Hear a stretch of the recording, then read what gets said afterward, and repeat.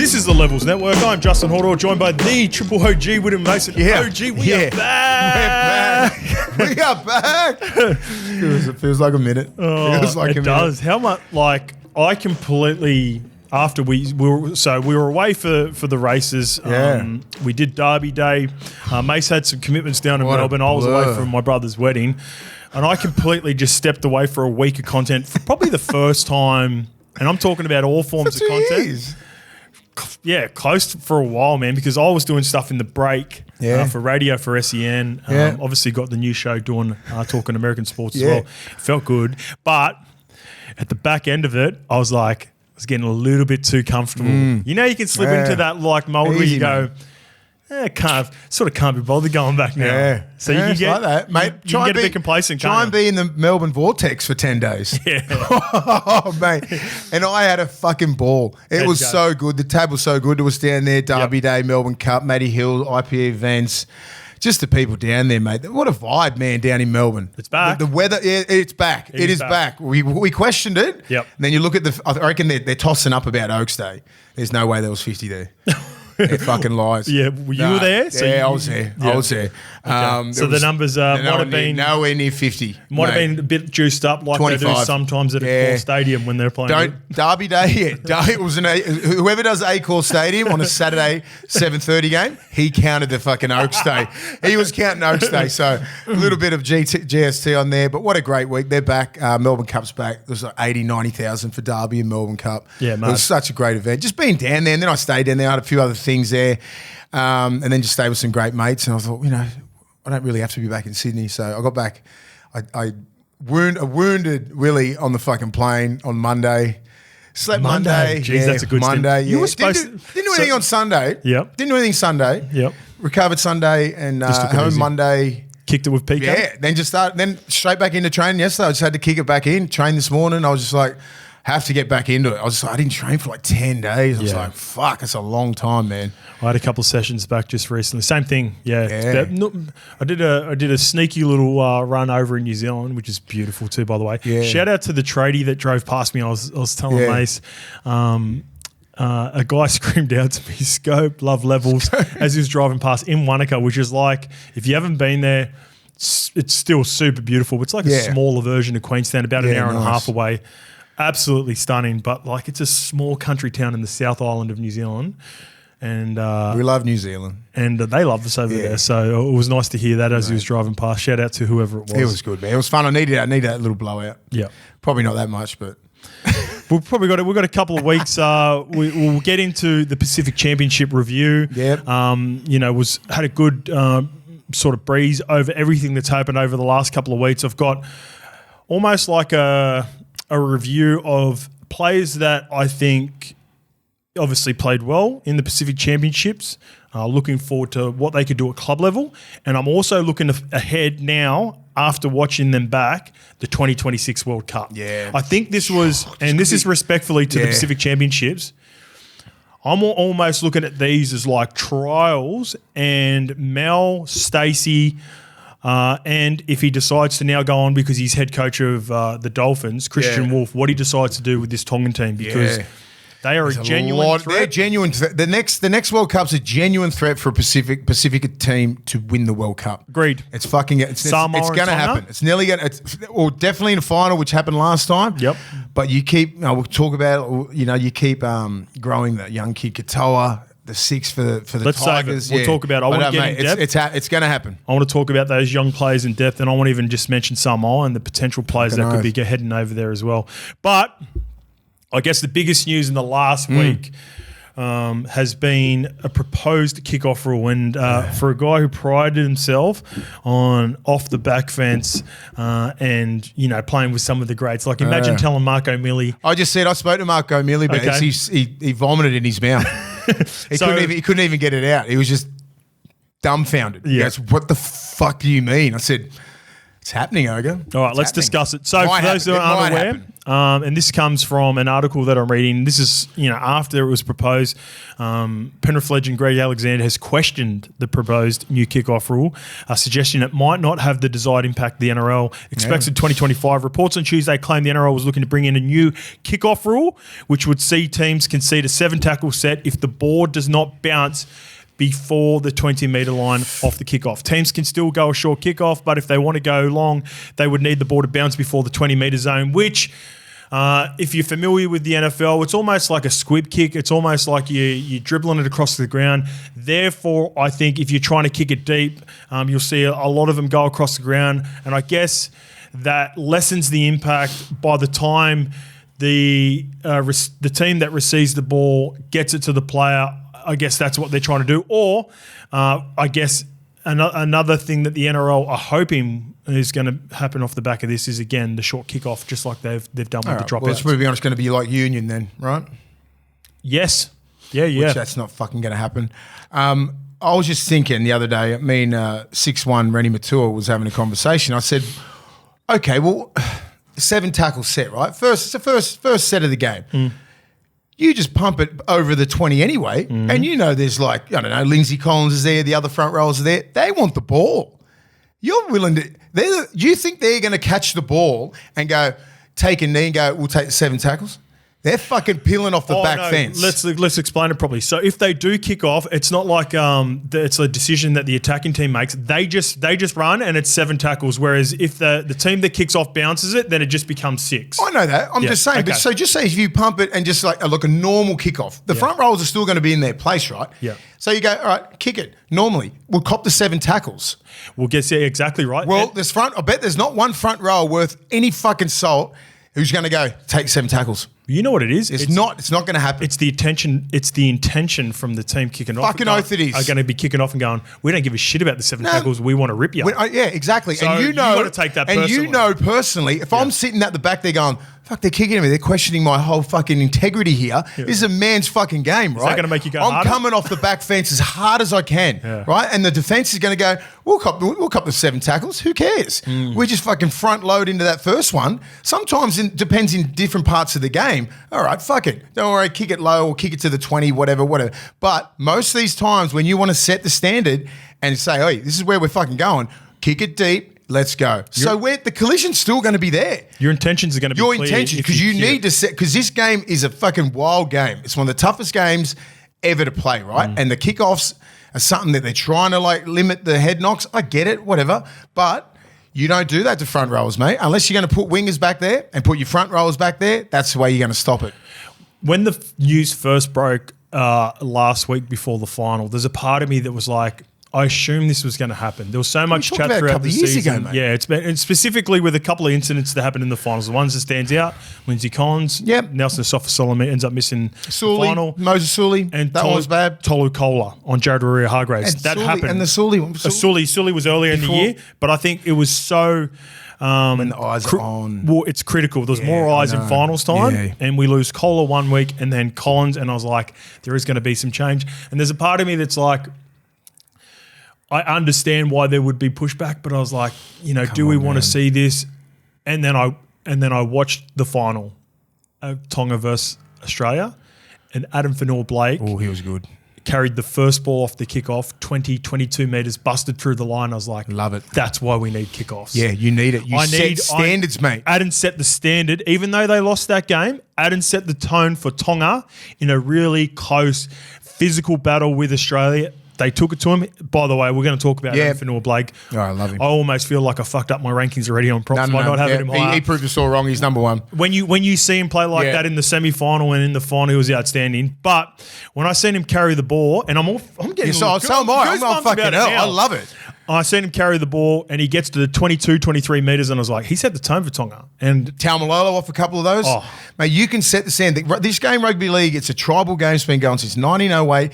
There's always been kickoffs, right? Yep. Always been kickoffs. When is it going to be the fucking onus on the defence? Do you know what I mean? Get your fucking tackle tech right. Kola, get your fuck out of there. Do you know what I mean? Big boys on big boys. No one's getting knocked out like that. Do you know what I mean? Like this is a physical game. There is the Collins example. I know, Lindsay Collins, but fuck. You know what I mean? Like he's 6'4", 6'5", 115 kilos. It fucking happens. Yeah. And Lindsay don't give a shit. He'll cop that all day. He copped it all Has Lindsay Collins ever fucking whinged? No. He's been treated like a punching bag for the Pacific Championships and still turns up. Because he's a hard motherfucker, he's right? A dog. You can't take that shit away from us, mate. We grow up. I remember being at a game, right? The Newcastle Knights versus fucking Manly in 95 when Chief and fucking Spud went at it. I sat behind the goalpost going, I fucking want that. Give me that. Because, hey, there's you got to be cut from that cloth to want that. You can't just be, most of the people go, oh, I'm fucking petrified. Most of the guys who want to play in the game look at, I want to fucking take that kick-off, right? It's a badge of this honor. This is why the game's not for everyone. I know, you know what I mean? Participation is never going to, might go down a little bit, all that kind of shit, but everyone's going to be playing our game. Everyone loves our game simply because of the kickoffs and how great the game is anyway. You can't take that away. You can fuck with it a little bit, but the players will find it out and find little ways to kick it deep, take the 7 tackles, back yourself so we can get that collision. Okay. Front rowers want to set standards all the time. You can't take that away from the game. Let's get to that then, because there'll be tactics involved. It will be tactics. Do you think people, and it'll come back to, we live in a world now where analytics and data is really important. Yeah. Do you think it will be dependent on how successful teams are getting the ball back with short kickoffs early on? Because I remember I spoke to Lee Keary about this about 2 or 3 years ago. I was doing a golf episode with Kez and I was talking about it, the percentage and he talked about the analytics behind the dropout when the dropout become really popular. And he was telling me the advantage of when you get it back and how it all works. I wonder if you'll see something like this. I think maybe early on, because teams haven't implemented it into kickoffs yet as often or as successfully. Will it be a strategy, or like we said right at the start, it's a tone setter. Okay. So you'll set your intention straight away if you decide it is. Fuck it, let's kick the Lindsay Collins. Let's try bashing. Or do we want to just kick it a little bit to 20 metres? And guess what happens if you do that against Penrith or one of these good teams?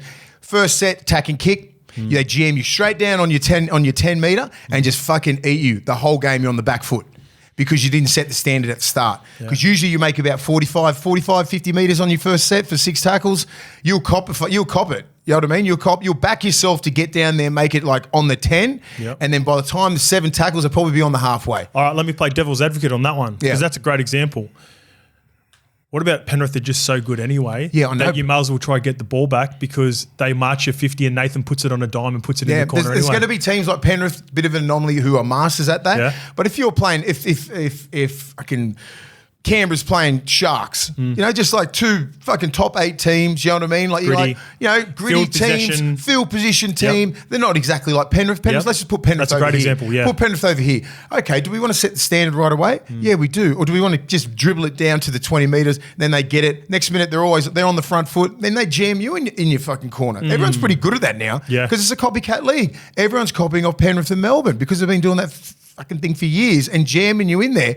Or do you want to take seven tackles? So you're taking 7 tackles. You're probably chancing your arm against probably Melbourne and Penrith a little bit more because you know they're really you're good probably just trying, like, it'll be like a union kick where, like, just say if Birdo can just fucking put it up in the air 20 metres, 20 or 30 metres and land it on the 20, right? He can do that. Most kickers are fucking that good at it, and you'll compete for the ball. But there's going to be sometimes the first kickoff, it has to be, you have to compete. You have to set the standards. And I'm pretty sure every coach should be like, fucking hope they kick it deep. Yeah. And I think it's a sign of weakness if you're on the other side and you're going, just give it a little side kick. Fuck off. That's the difference between us and Union. I love Union, but like you can watch the haka and you can watch all this shit and you're thinking it's going to be the fucking most brutal start, and they kick off and they just both lift each other up and fucking tap the ball back. I get it. It's a more methodical game than ours.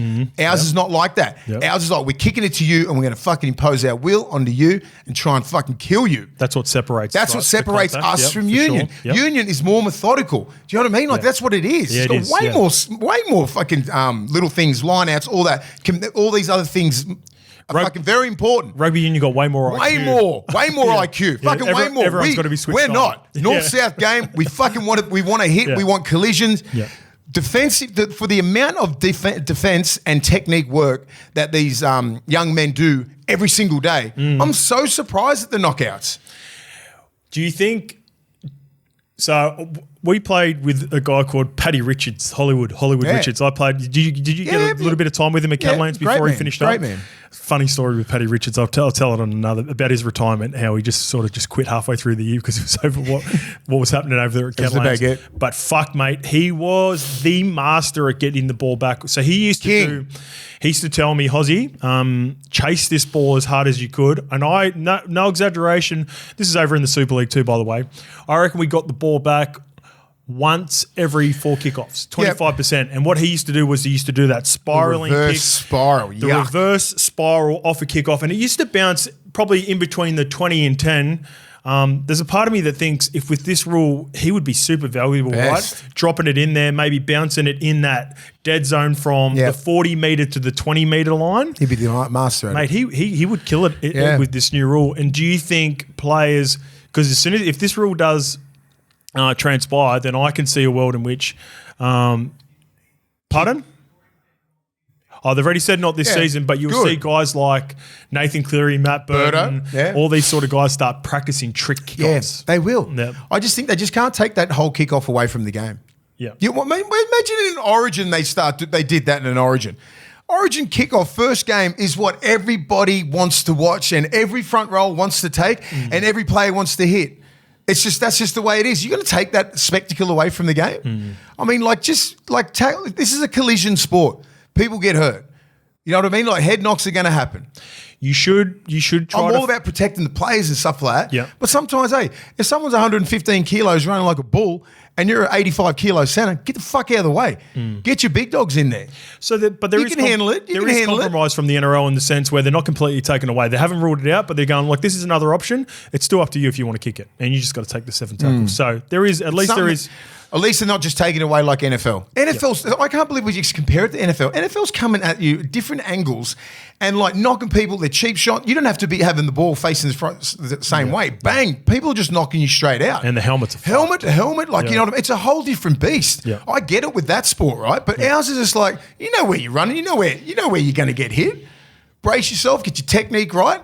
A collision sport, sometimes things go wrong, right? Yep. And a couple of things went really wrong at big times. Yep. The Lindsay Collins thing, the timing was awful. Yeah. Because it was a fucking prelim. Yeah. Right? And he played the ball. And it cost the Storm. Played the ball backwards. Yeah. It was not a good look. No, it was a bad look. Do you know what I mean? For everyone. I'm just thinking, I know how the league is thinking with the participation, you know what I mean, the younger kids. I think it's less, just quickly. I think it's less about the participation and the young kids and what it looks like. It's the litigation. It's players moving forward and potentially. Yeah, because it is, right? So from 2014, we'll still play in 2014. Everything is collected. The data is collected. You get a flick on the fucking ear and you go, HIA. You got hit in the head. All right, that's rule. Bang, bang, bang, bang. So there's no court cases coming up for the NRL. I get it. Yeah. Like from before 2014, I'll give the game about fucking 5 or 6 more years and there'll be a lot more. A lot more. And that's what they're trying to prevent. 5 to 10. That's what they're trying to prevent because you can't do shit before then, but they can do it now. And I totally understand. But like the kickoff, like all these guys do is tackle tech. They just need to be a lot more smarter when they fucking know who you're running at. Know who you're trying to tackle there. Hargraves is coming off a back fence and you know what he's like. Yeah, you know what like Fanua Blake's like. You want to fucking put your head in the wrong place with some of these guys, move on the other side of the ruck if you're not willing to tackle. Kohler tried to set the tone, he got it wrong. Yeah, he did. Like, I mean, it's just physics, right? He's just a bigger body and you just come in. I love your intent, but like that's what the big boys get paid a lot of money, mate, and they try and maintain that shit.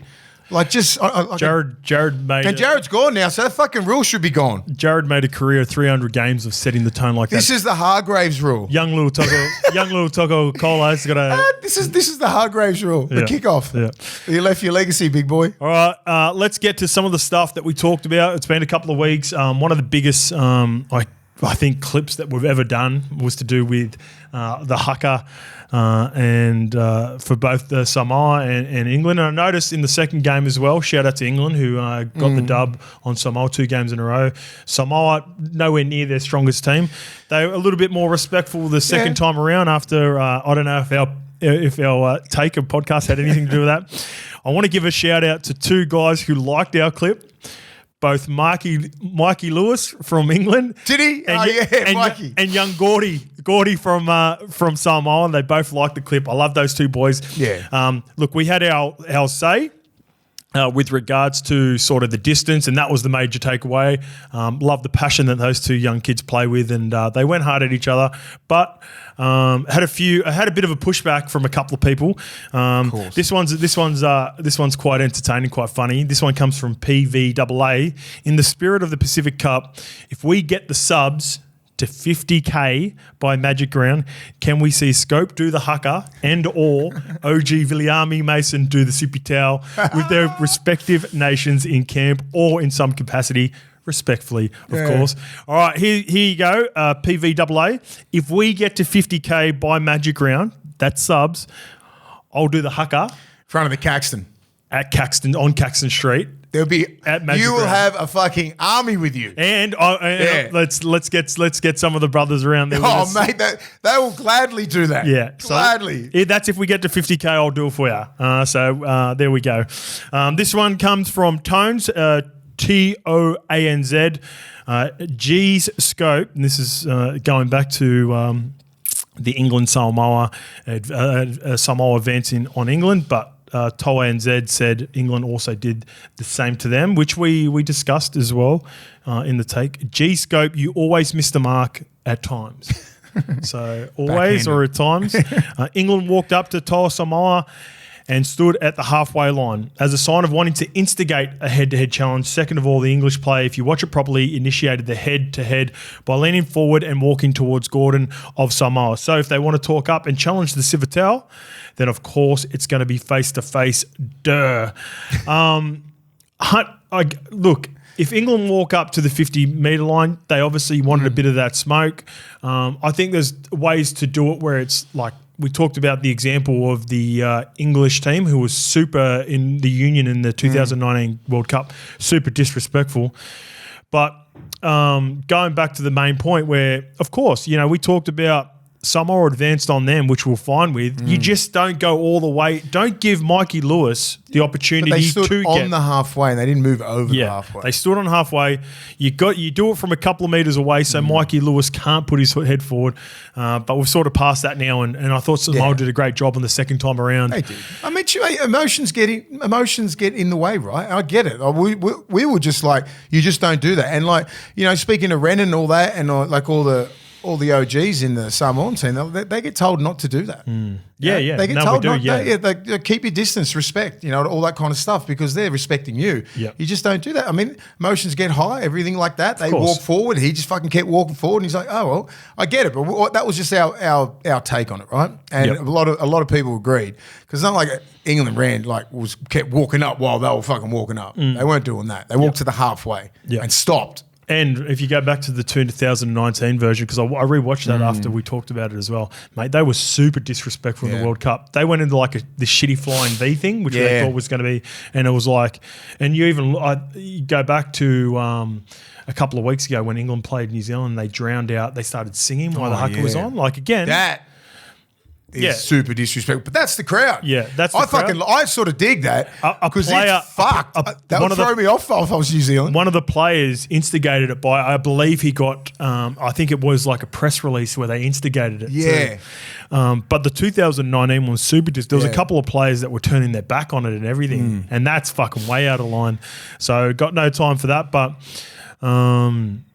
we'll put a ribbon on that. That's it. That was our point. And that's right. And there's a lot of, I'll speak to a lot of OGs of the Samoan boys, and they're like, you don't get taught that. You don't get in their faces. Two wrongs don't make a right. So just say if they do, like the example, they learn. From the second game, no one was in each other's face. You respect both nations and get along, play a good game. It was really good, wasn't it? Yeah. This got this one from Jay Crayford, and I don't know if you've been listening to us for a while, and I've had this. Someone messaged me about not talking about the Fox incident as well. Guys keep saying you don't want to talk about the Ezra Mam incident. We never talk about so if you've followed us for a while, we've never talked about what happens off field with dramas, specifically when it's going through the courts as well, which that's the main part of Ezra.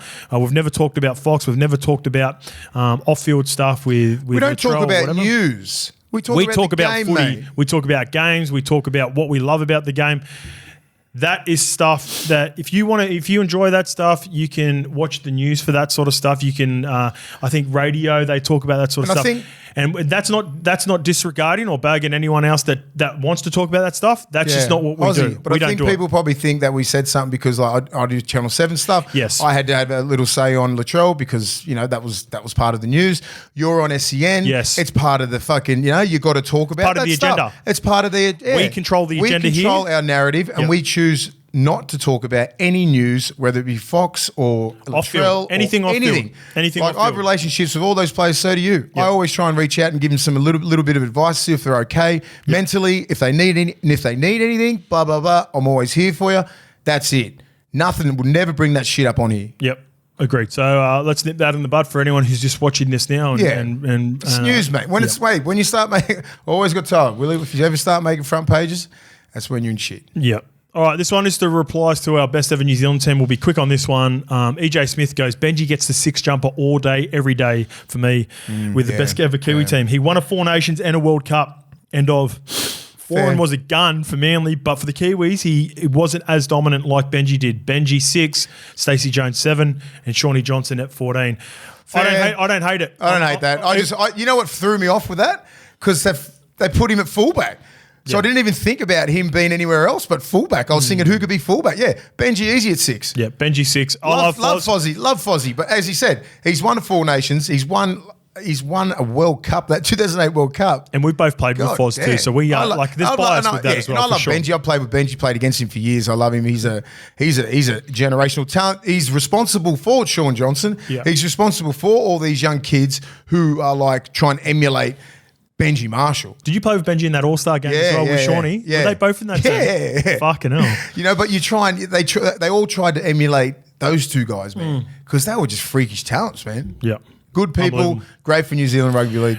But Benji's a 6. This one, and I apologise, and we're going to talk about him at length. We'll talk about Tonga as well.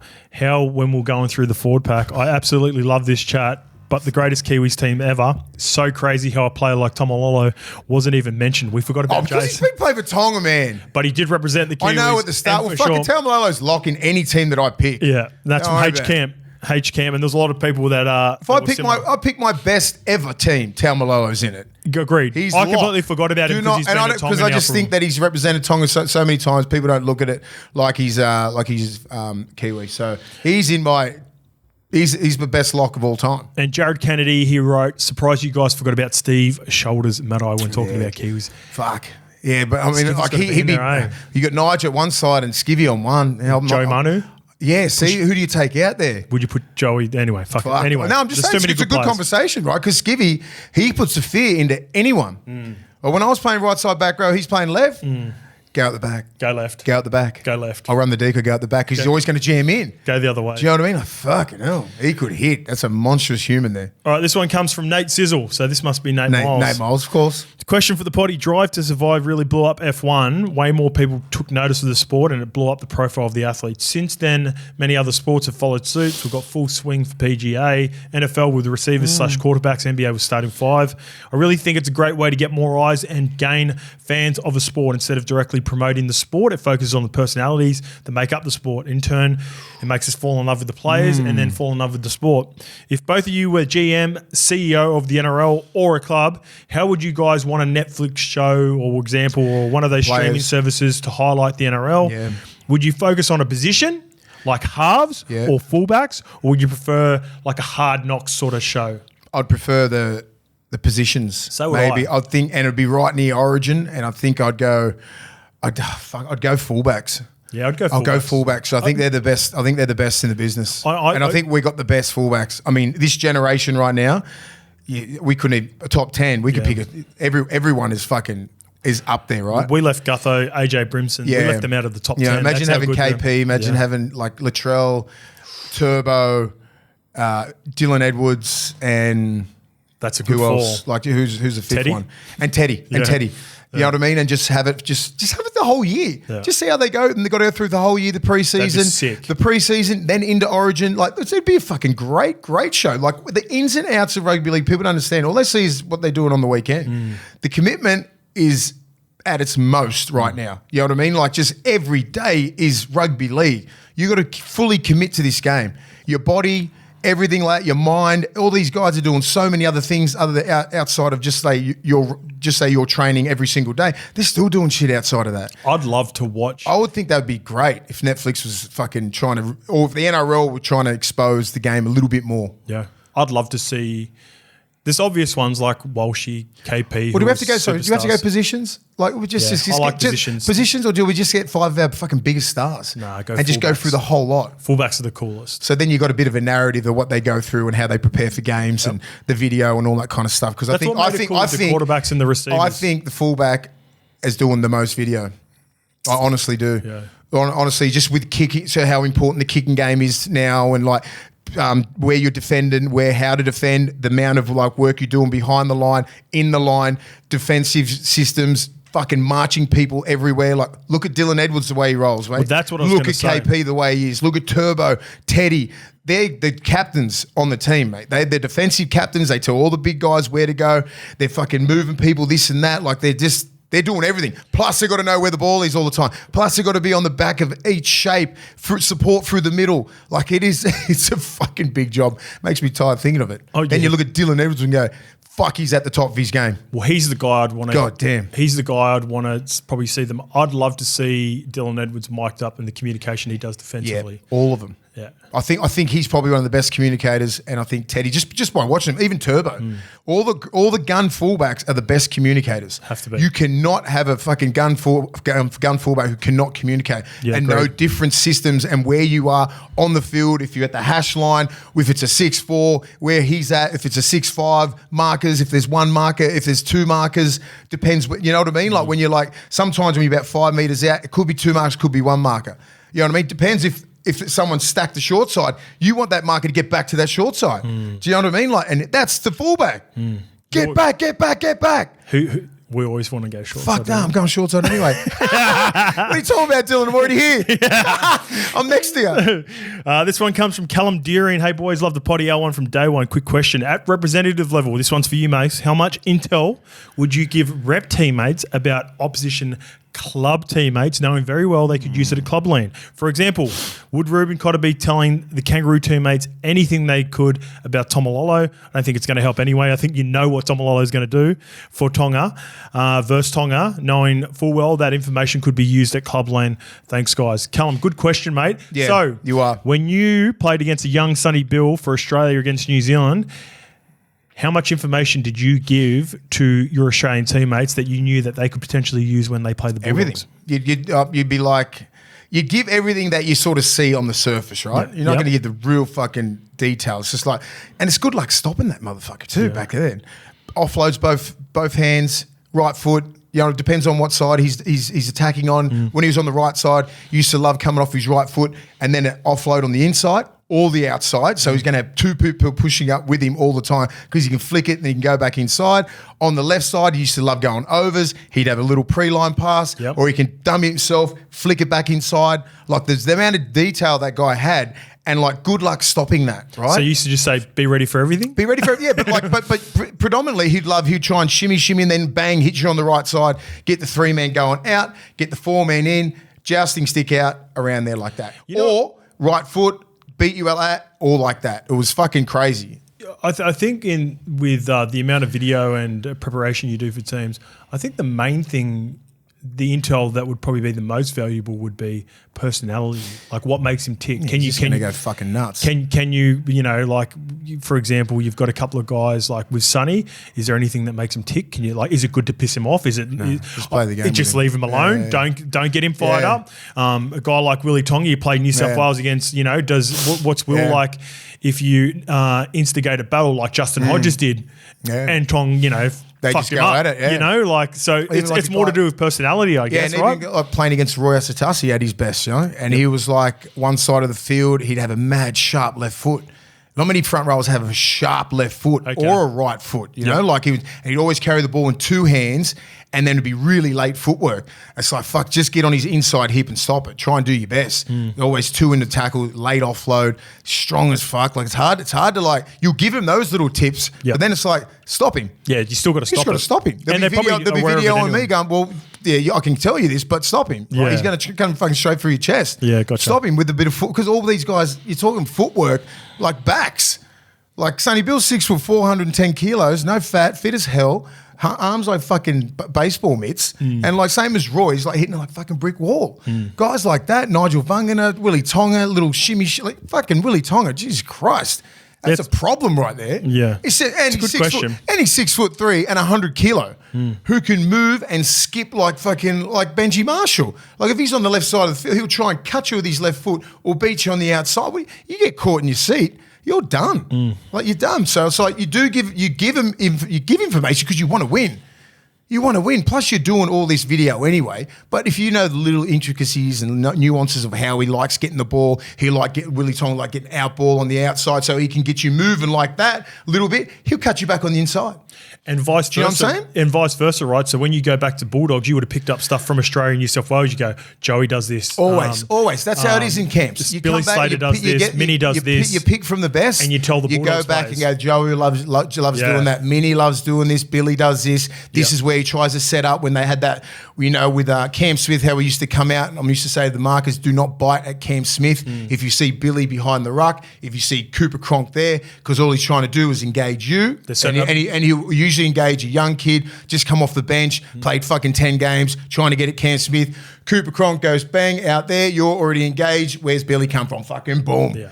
Like, do not engage. So you know specific shape. Do not engage on Cam Smith ever, right? Ever. Let him take those meters, take it. Yeah. And then the line comes up and you shut it down. Then they'll pass to Cooper Cronk and then they'll go that way. Yeah. But you do not do that. You got to think like Billy Slater's there. He's fucking getting it somewhere. Yeah. All he's doing is trying to hold these guys a little bit on the short side. They're trying to identify he's that quick. person. As soon as this marker bites, as soon as I bite on you, fucking bang Billy's from nowhere. And he was that quick. So little details like that you pick up and you go, and plus you do video on these guys anyway, but they were next level. Yep.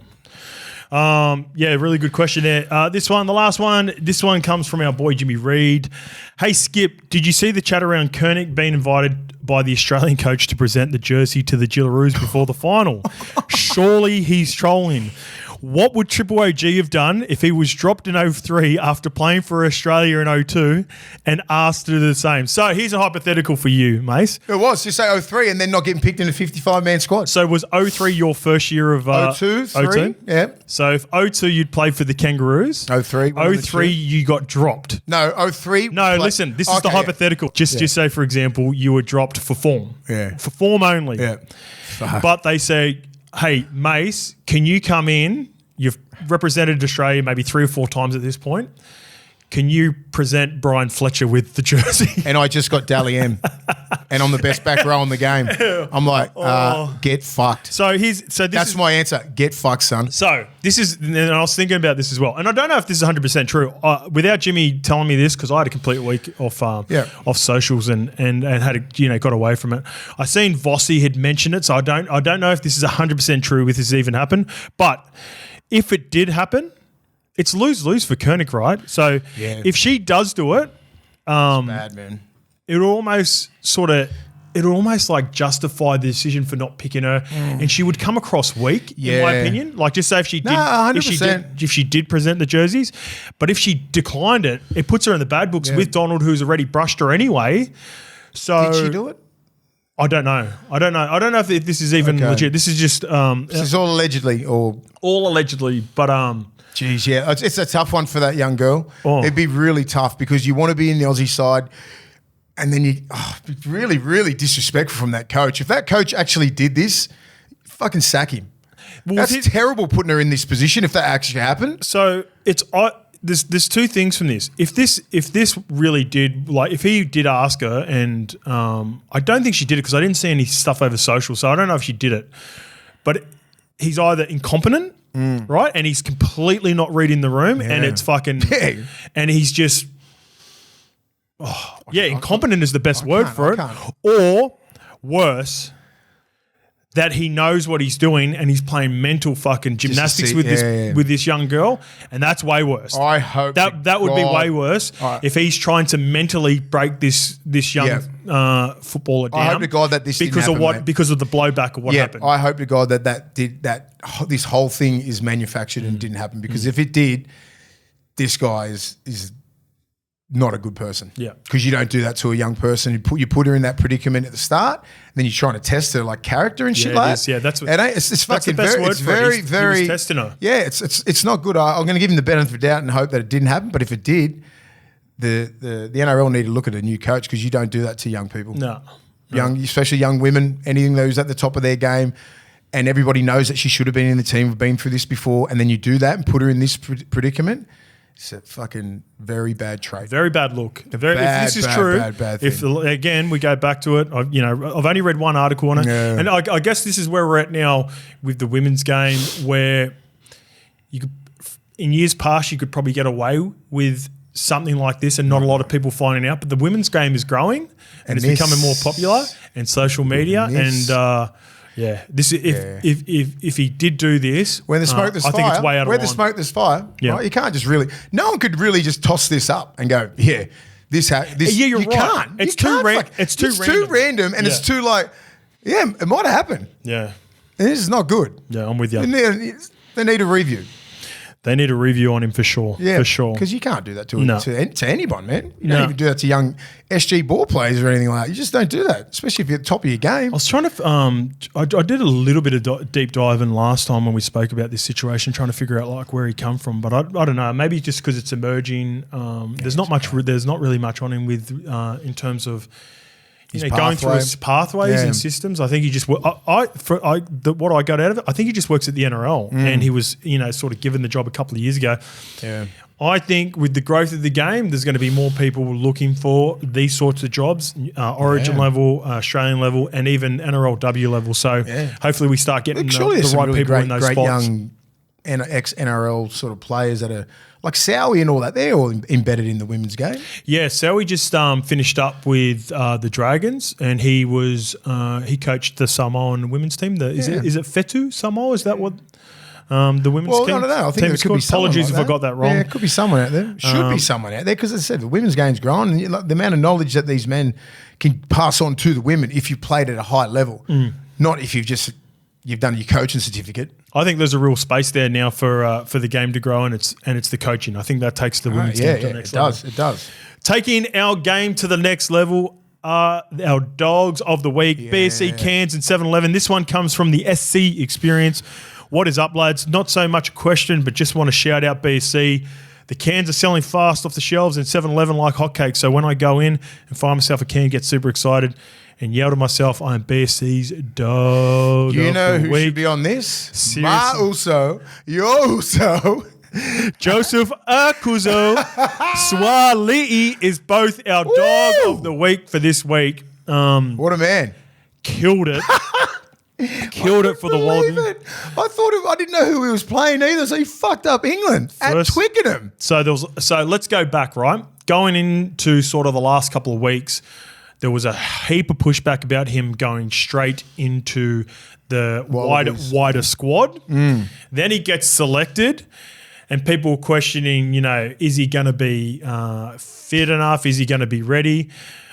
The difference between Joseph and other rugby league converts is Joseph, and I've known Joey since he was a young kid. He is one of the most humble, hardworking, sort of young rugby union players. But he played rugby union and rugby league his entire high school career. He was as good at both. He was a gun. So it didn't surprise me at all that he was going to transition and do well. It did surprise me how well he played in his first ever game, but he killed it. In one game, and I mean this respectfully, and I know a couple of the people that are in the Wallabies. Shout out to Tommy Wright, who had a really good game. Yeah, Tommy Wright, good man. Tommy Wright's had a really good series as well. Tommy Wright's a great human. He's been playing really well for the Wallabies. Even going back to the Bledisloe, played really well in the Bledisloes as well. And other boys that are Joseph's made the Wallabies relevant again in one game.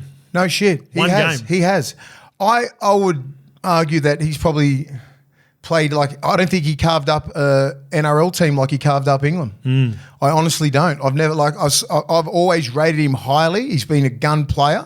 But at that level, just to not play union ever, and you play against a top 5 nation, and you do that to him, that's just ridiculous. At Twickenham. Does it say something about the defences in union? Or does it say something about him? I think he's just probably got more space out there. I think with league defensively, it's fucking hard for him to make like line breaks and get clear ball and all that kind of stuff. They just don't defend like us. You know what hurt Joe? Joseph was trending in.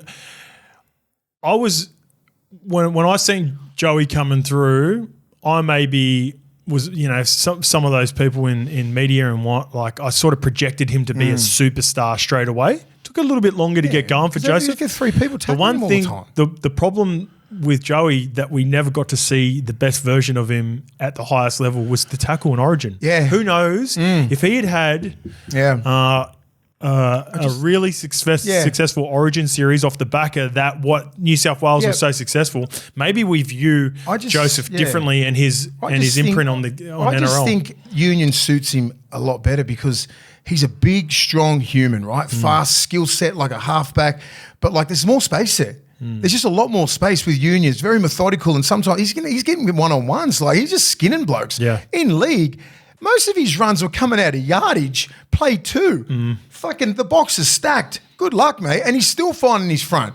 Imagine him in a little bit of space in Union. That's what you get. Yeah. That's exactly what you get. You don't give that man space. In league, it's just too hard to make line breaks and that like that and compete for everything because league is so predicated on defense and stopping SUALII when he gets the ball, right? You want to stop Toto. You want to stop these back 5 guys because they're so dangerous.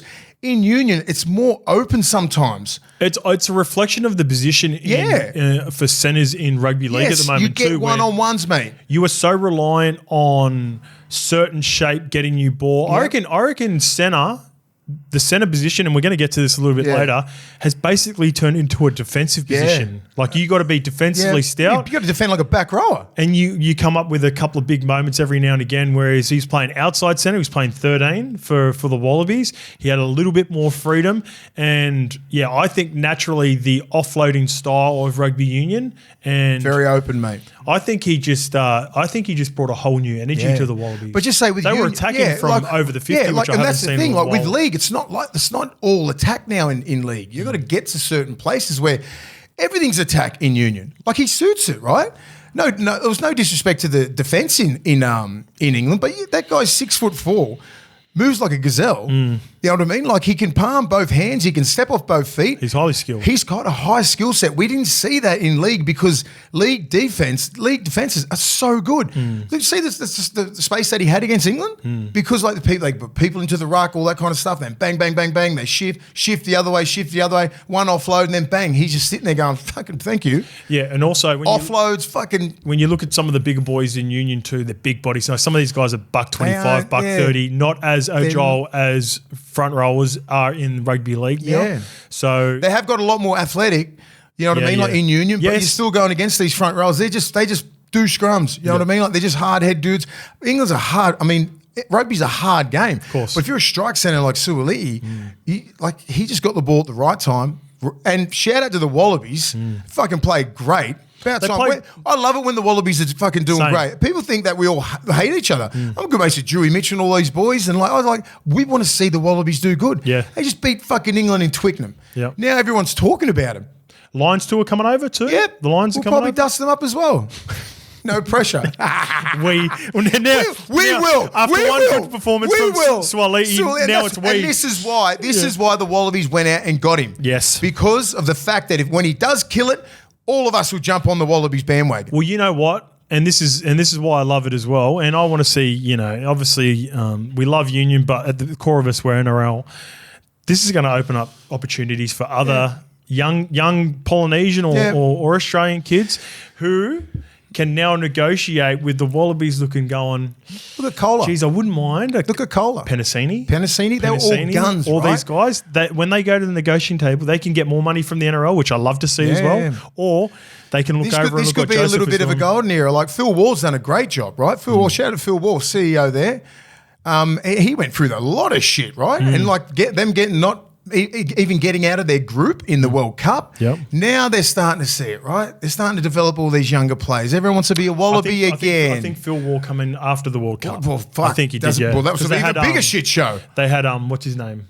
Hamish guy. But that was even a bigger shit show, right? So he's come in after all that, and now, 2 years later, like they've beaten England at Twickenham, you signed SUALII. Like, hey, you don't know what the potential is for the Wallabies. We just want them back in the finals, competing for Bledisloes, beating the Lions. You know what I mean? Everyone loves it. As much as, I want to see the All Blacks dominate, I want to see a competitive Bledisloe now for the next couple of years. I want to. There's a part of me that wants to see. This sounds crazy. The All Blacks lose the Bledisloe so we can go get it back. Yeah, we've just had it since for too 2001. long. 2001. No. You've had it since. Hey? Since 2001? Yeah, it's been too long. Do you reckon? Bit long? It's been a minute. But I think they should be proud. Like SUALII, don't just put it all on him. They played great football, but he just made some plays. Yeah. Some plays that no one else can make. All right, let's get to the transfer news. This is a pretty big story too, mate. So I've got some of the information here with regards to Terrell May. So it was a stunning interview during finals where Roosters star Terrell May admitted his lack of motivation to play. Yeah. It has been revealed as the catalyst for his looming shock from the exit from the Sydney Roosters. So Roosters coach Trent Robinson labelled his conversation with May a difficult one after he called the front row to inform him he was free to depart. Robbo said Terrell is a really, really good player. That's why I played him in so many games this year, but it does give me opportunities to give some guys underneath him more time to play. According to Code Sports, Benji Marshall and May met on Tuesday and left the meeting impressed after the rookie coach pitched his vision for the Tigers. They're one of 3 clubs that are interested. Luai reportedly had conversations with Terrell while they were away playing for Samoa over the break as well. So he's looks like he's a part of the recruitment for Terrell. But it's weird. With the specific, normally I like to really have a strong opinion on most things. I can understand I can sort of understand both sides of this. Now Terrell's opened up. He said on a couple he did a podcast with Kempy on Bloke in a Bar at the start of the year talking about he lost the love a couple of times for rugby league. And he's 22? This is before he played NRL. So he was always, I guess, touted as a bit of a prospect coming through, but he just didn't enjoy playing rugby league as much as his brothers did or his friends did, right? So he was just lost to the game. I was at the Tigers system for a bit. He was at the Panthers system for a bit. How old is this kid?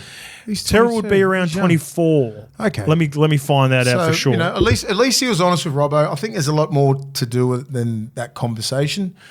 But you're going to take him at his word. If he needs a new 25 years, mate. Yeah, 25. If he needs a new focus, a new team, it's just as good as a change is just as good as anything. If he's over the Roosters, you know what I mean. Roosters are a fucking hard regime over there, man. They work hard. So this is where it's system. This is where we've got to be, pretty careful with how we talk about this. So if he,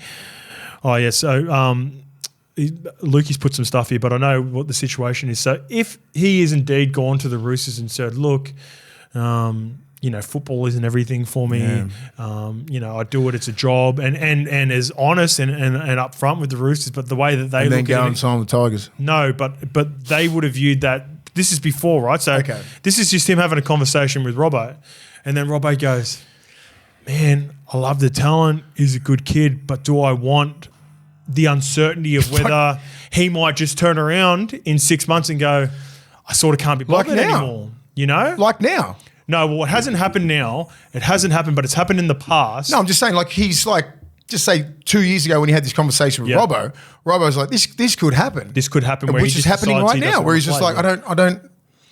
No, so this is, we've got to get it clear. Sorry. So now it's got to the point with Robbo's had that conversation going, all right, he stepped away from the game. He's been disinterested in the past. They could get to the end of the year. They could get to halfway through the year, and he just decides that because it's happened in the past that he's no longer interested. So Robbo's got on the front foot and going, look, mate, respect what you're not all in. For telling us you're potentially not all in. It's not, these are some of the concerns you have.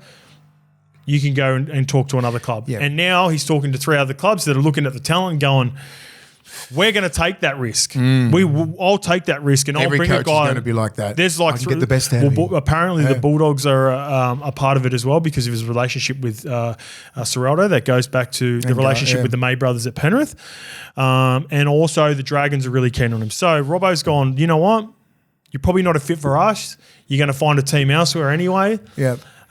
It's a really unique situation. It is. I've never heard of anything like this before. So Robbo gives him the ability to go, look, you're not a Roosters player, but you can go seek opportunities. They've got a strong culture, the Roosters. You want people that are all in. Not fucking 1 foot in, 1 foot out. And that would have been part of this decision. And Terrell May's, he's an open book. He's honest, which is great. I just want him to find a club and find a love for the game that you need to have to be his best, right? Yep. And I just think, some players are built different, mate. Yeah. Some players are built different. Some people just need a little bit more extra care. He probably does. He needs to find that purpose. He really wants to play because he could be anything, that kid. Yeah, so I'll read you. So Lukey just come in. So I'll read you what the quote is from this article that Luke is referring to. He goes, sometimes I feel like I could just quit, like in a day. It sounds a bit weird, but I get those thoughts sometimes where I'm just like, is this really for me? I'm very grateful to be where I am and play for the Roosters, but rugby league isn't the whole of me. By the way, if this article was in like August, he agreed to the contract and the extension later on, but that would have been all but secured in May, like April, May. Like his deal would have been done a lot earlier than that. It's almost a bit like, how Chanel Harris-Tavita had the year off? Yeah. Remember? He just decided to have that year off and do some soul. Yeah. No, he just wanted to do some soul searching. I guess he'd gone through, his circumstances might have been a little bit different where they didn't get results at the Warriors for a while, so he was a little bit more, I guess, lost the love for the game. Yeah. Whereas with Terrell, playing in prelims, bees dig off a grand final. Mate, at this point of the season too, you got to remember, like, Terrell was killing it, man. And he was playing really good footy, and he was talked about. Like, I'd mentioned that he had rep honours in front of him, played for his country at the end of the year, so. There's a part of me that understands why Robbo made that decision. Yeah, I totally understand it. But if those comments there, red flags. If I'm a coach for another club, red flags. I would also take a gamble on him. So I'll put a lot of fucking little contract. Hey, if this happens, it's this. You only get X, Y, and Z, right? You can't just go full front load and just give him all this money, and all of a sudden he wants to do this. Yeah, there's going to be a lot of fucking little stipulations in his contract because he's put it out there. Well, see, I don't think that would matter because if he has this mindset where it's like, I'm just, I don't feel like footy, then he'll just walk away from the contract. Maybe he just fucking felt like that on that day. You know what I mean? Like, I don't know. Sometimes some kids are maybe too honest. Yeah. You know what I mean? Maybe too honest in that opinion, right? Yes, because some of us when we're playing, sometimes we don't want to fucking play. You're going to know that. You're not going to know it. No one's going to know it. It's almost... You know what I mean? It's too honest. Sometimes I'm only giving playing devil's advocate. Just going, okay, well maybe had him on a real had him on an emotional day and where he wanted to really open up and felt comfortable with the reporter and go, do you really feel like playing? No, sometimes I don't fucking feel like playing. Of course, sometimes I don't feel like turning up the train just getting bashed every day and all that sort of shit. Yep. Not everyone wants to do that every day. Yep. Maybe it was just an opinion like that where he's probably looking at it now going, fucking hell, I don't even remember that interview. Well, it's maybe he just thinks like that, mate. Yeah, maybe he's a different cat. Yeah, exactly. I think he's a bit of a different cat. I think he's a different cat, mate. I think he needs to, if he's going to play this game, he needs to just go, okay, have a little bit of a rest, pick whatever team that suits your style and, but this is an all-in game, mate. This is an all-in game. You can't be fucking 1 foot in, 1 foot out. Find your happiness. Rugby league's not for everyone, you know what I mean? So, just find your happiness, find a good club, play your best football, and then just, get along with your life. The difference is he will be the dude. If 3 clubs that are reported, he'll go straight away and be the alpha, the dude at the Tigers, Bulldogs, and the Dragons. Want him to be. Yeah. So it's high risk, high reward. Big decision for him. It's high risk, high reward for the teams that are because if he doesn't want to play at the Roosters when you've got guys like Hargraves and Lindsay Collins and all these other blokes being in the middle, you go to these 3 clubs, they expect you to be that alpha. Are you ready to fucking do that? See, I don't think it matters if you are this sort of person and if you're a different cat. I don't think he gives a shit about whether he's playing with Joe Hargraves or Blake Laurie or Max King. Just need to get the best It's out like of him, it's his mindset you just regardless. Need to get the best. You just need to get the best 80 minutes on that fucking Sunday when he plays every week and motivate him. I'd definitely gamble on him. I think he's worth gambling on. Yeah, I would easily. Yeah. Mate. You'd love to have him in the team. He plays big minutes. He's a big boy. He's got ceilings up here. His defensive efficiency. I remember when the story. He has a few mental slips in the game. right? Defensively, all that kind of stuff. Sometimes he comes in and goes really hard. Sometimes he slips his back a little bit off the pace a little bit. That's part of the position. That's part of growth, the maturation process as a youngster, as a young guy in the middle. He'll learn that shit. You don't start marshalling your game to about 25, 26. He's coming into his peak now. He's about 2-3 years in the game. The next step he does, like he's going to be that dude if he wants to be. This is more rumoured stuff, but it is now official with Ben Hunt, as in the rumours are which team is he going to play for. But there was a call made in the space of an hour that dramatically shifted the roster for the Dragons. Ben Hunt is officially now a free agent. And there's been tensions at the club now for years, so it's now official with Ben Hunt. Robbo again has come out and said the Sydney Roosters are looking at Ben Hunt and he's a playmaker. He's an option for them as they will be missing both Sam Walker and Brandon Smith to start the season next year. So the Sydney Roosters and Sandon Smith are keen. Sandon Smith's good to go. Okay, yeah, he played. That's not. Where do you think Ben Hunt ends up? Do you think he heads back up to Queensland? I know the Bulldogs have been rumoured. Pretty much every club's been rumoured. He's ring chasing. He wants a premiership. He said that. He has to. He's 35 years old. 2 years, I reckon he's got left. If you're Ben Hunt's manager, where do you want Ben Hunt to play in 2025? Even like taking my Bulldogs hat off, the Bulldogs. Do you know what I mean? I just think he's that missing link. Like he can sit there for 2 years. He can like mentor the young kid, Woodsy and Sexton. I think Sexton's about 1 or 2 years off. Like he can still be in the team and everything. Do you think that would stunt his development though? Because he was really coming on last year. Yeah, and I'd be like, Sexton's ready to maybe take that next step. But Ben Hunt's already made. He's certified. Like he's a fucking class player, class human. He's a winner. Do you know what I mean? Like maybe one of the best game managers around. Defensively, really good. He hasn't won at the Dragons though. That's going to be pushed back. Like it's always going to be pushed back. He just needs to be in the right system. Yeah. In the right system. I don't think the Dragons ever suited him. You know a team that stands out for me? Which way? Newcastle. Newcastle was a shout. Yeah. I think he'd be really he'd go really good at Newcastle. I like the Titans. I like the Titans for Benny Hunt. I think him and Foz with this young emerging talent up there, and they've got the forward pack now. Yeah. Big Reggie's there. Yeah.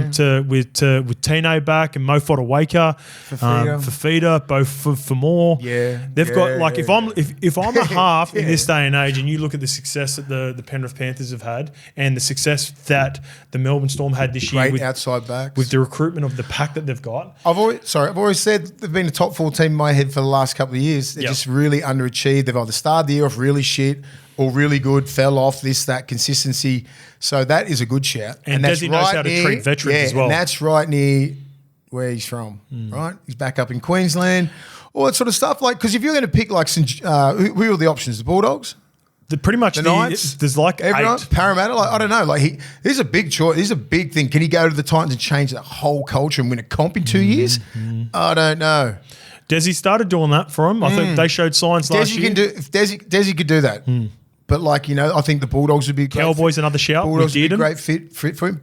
Yes. Dolphins with Katoa. I think the Cowboys. Broncos now with the Ezra Mam situation. I think just with him being a Queenslander, probably wanting to go back home. I think North Queensland's too hot. I think the I don't think you'll worry about that. Fuck, it's too hot. I think it's more to do with the salary caps of all the teams. More to do with him wanting to win a comp, mate. That's it. Yeah. He'll put up with anything else. He'll be looking at that roster thinking, who needs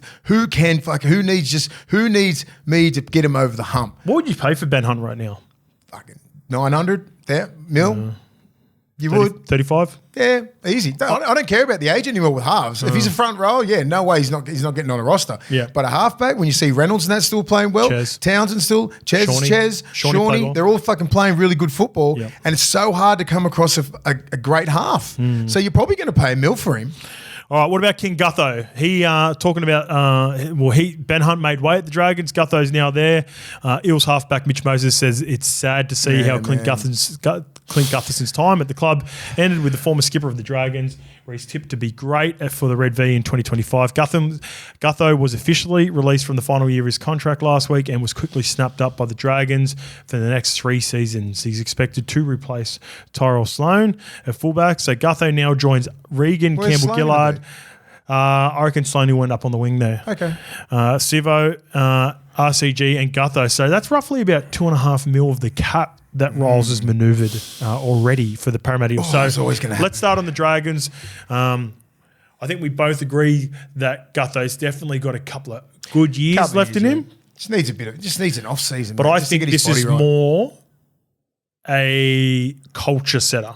When you get a guy like Gutho coming in and how highly respected he is amongst the league and what sort of person he is. Yeah. Gutho, Val Holmes, Damien Cook, you're bringing in professionalism. Shit. And you're bringing in guys that have played at the highest level and will train at the highest level. All three of those guys would arguably be the fittest at the clubs that they've come from as well. So that's going to set the tone in pre-season. I agree. It is a cultural thing. I think Gutho, it's a shame, not everyone gets to leave on their own terms, mate. But he signed a 3-year deal with fucking St George. He should be happy. Yep. You know what I mean? He could have been on the scrap heap or over in England. He just signed a 3-year deal with St George. St George is a great club. By the way, he's handled it really well. He's a fucking gentleman, and he's one of the greats of the game and great human. So he deserves it. That's why he's on another roster easily, because what he brings off the field and what sort of person he is, and he can fucking play. You know what I mean? Like, just because he's had a couple of down seasons. Penrith's had a couple of down seasons. Do you know what I mean? They've had down to fucking... Who Penrith have? No, Parramatta have down seasons the last 2 years. What do you expect Gutho to do? He doesn't drop balls. He's one of the best positional fullbacks in the game. Talkers, everything like that. He fucking brings a lot. Yeah. It's just that Rolesy come in, you want to change it all up. You're sick of the old roster. Obviously, it wasn't working. Bang, new start. I think you'll be outstanding for St When George. will just before comparing Ben Hunt coming in and learning from a guy, just say if the Bulldogs decided with Sexton, I don't like it for the Bulldogs because I think it would hamper Sexton's progression because I think he can go on and become a solid half. I think opposite for Sloaney. I think Terrell Sloan could learn a whole heap off Gutho and about how he goes about the business and specifically defensively in his communication. I think it could really help Sloan. Training when he's catching 300 bombs after a 2-hour field session. Yeah.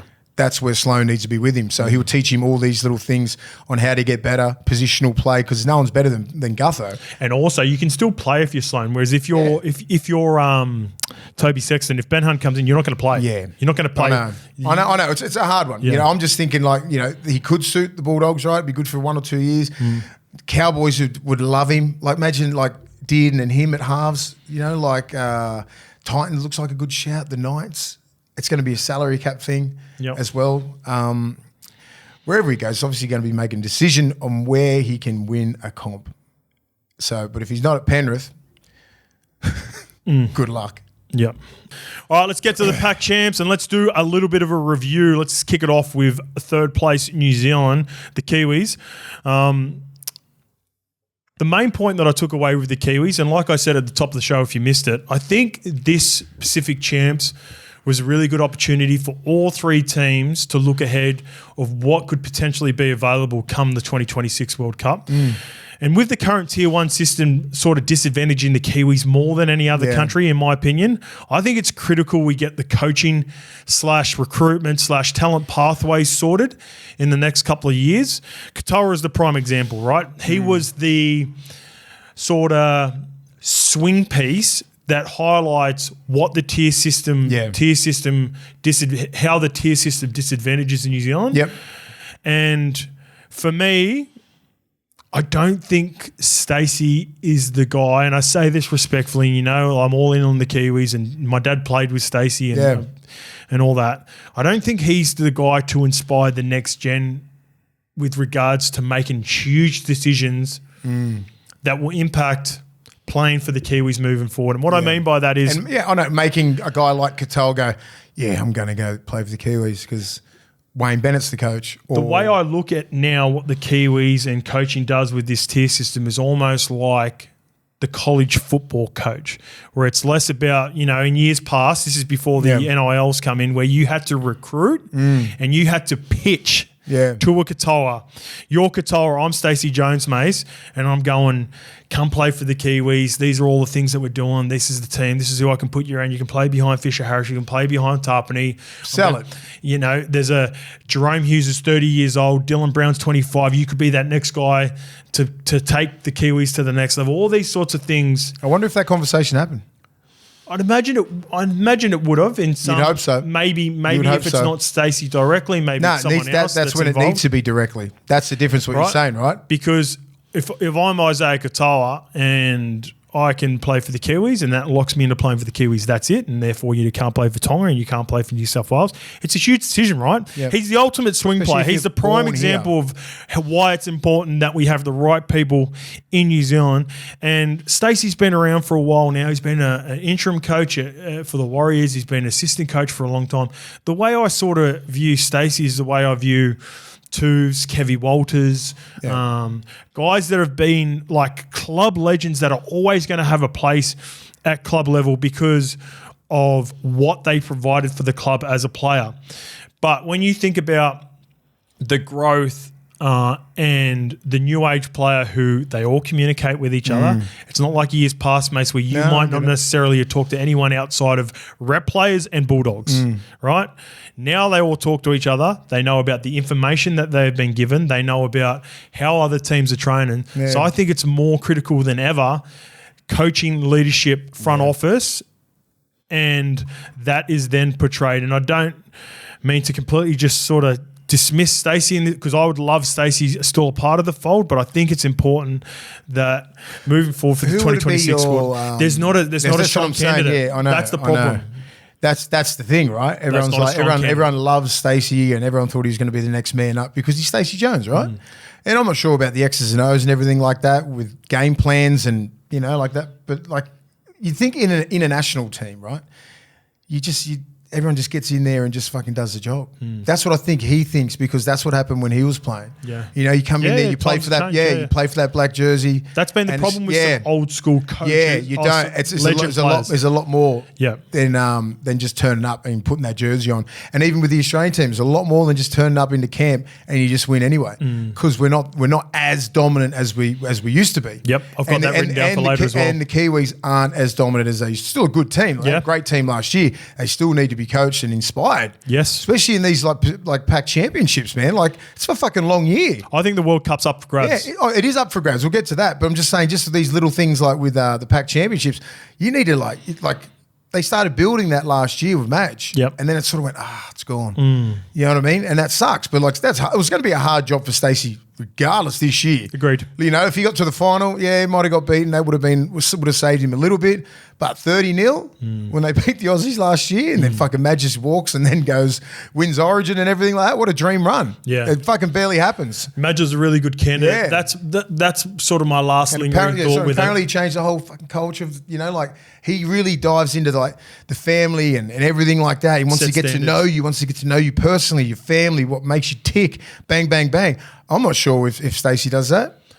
I think it's more the structure that's set up with a guy like Madge. Like players yearn for accountability. They really do. And when you look at what Madge is, and I'm tipping, I'm telling you right now, I'm tipping the Broncos to bounce back in a dramatic fashion with Madge. As much as you hate it sometimes during the moment, around being held accountable and training standards and how hard you pushed, when you reap the rewards of it, you fucking love it. And this is the thing that we've spoken about as well, like life after footy.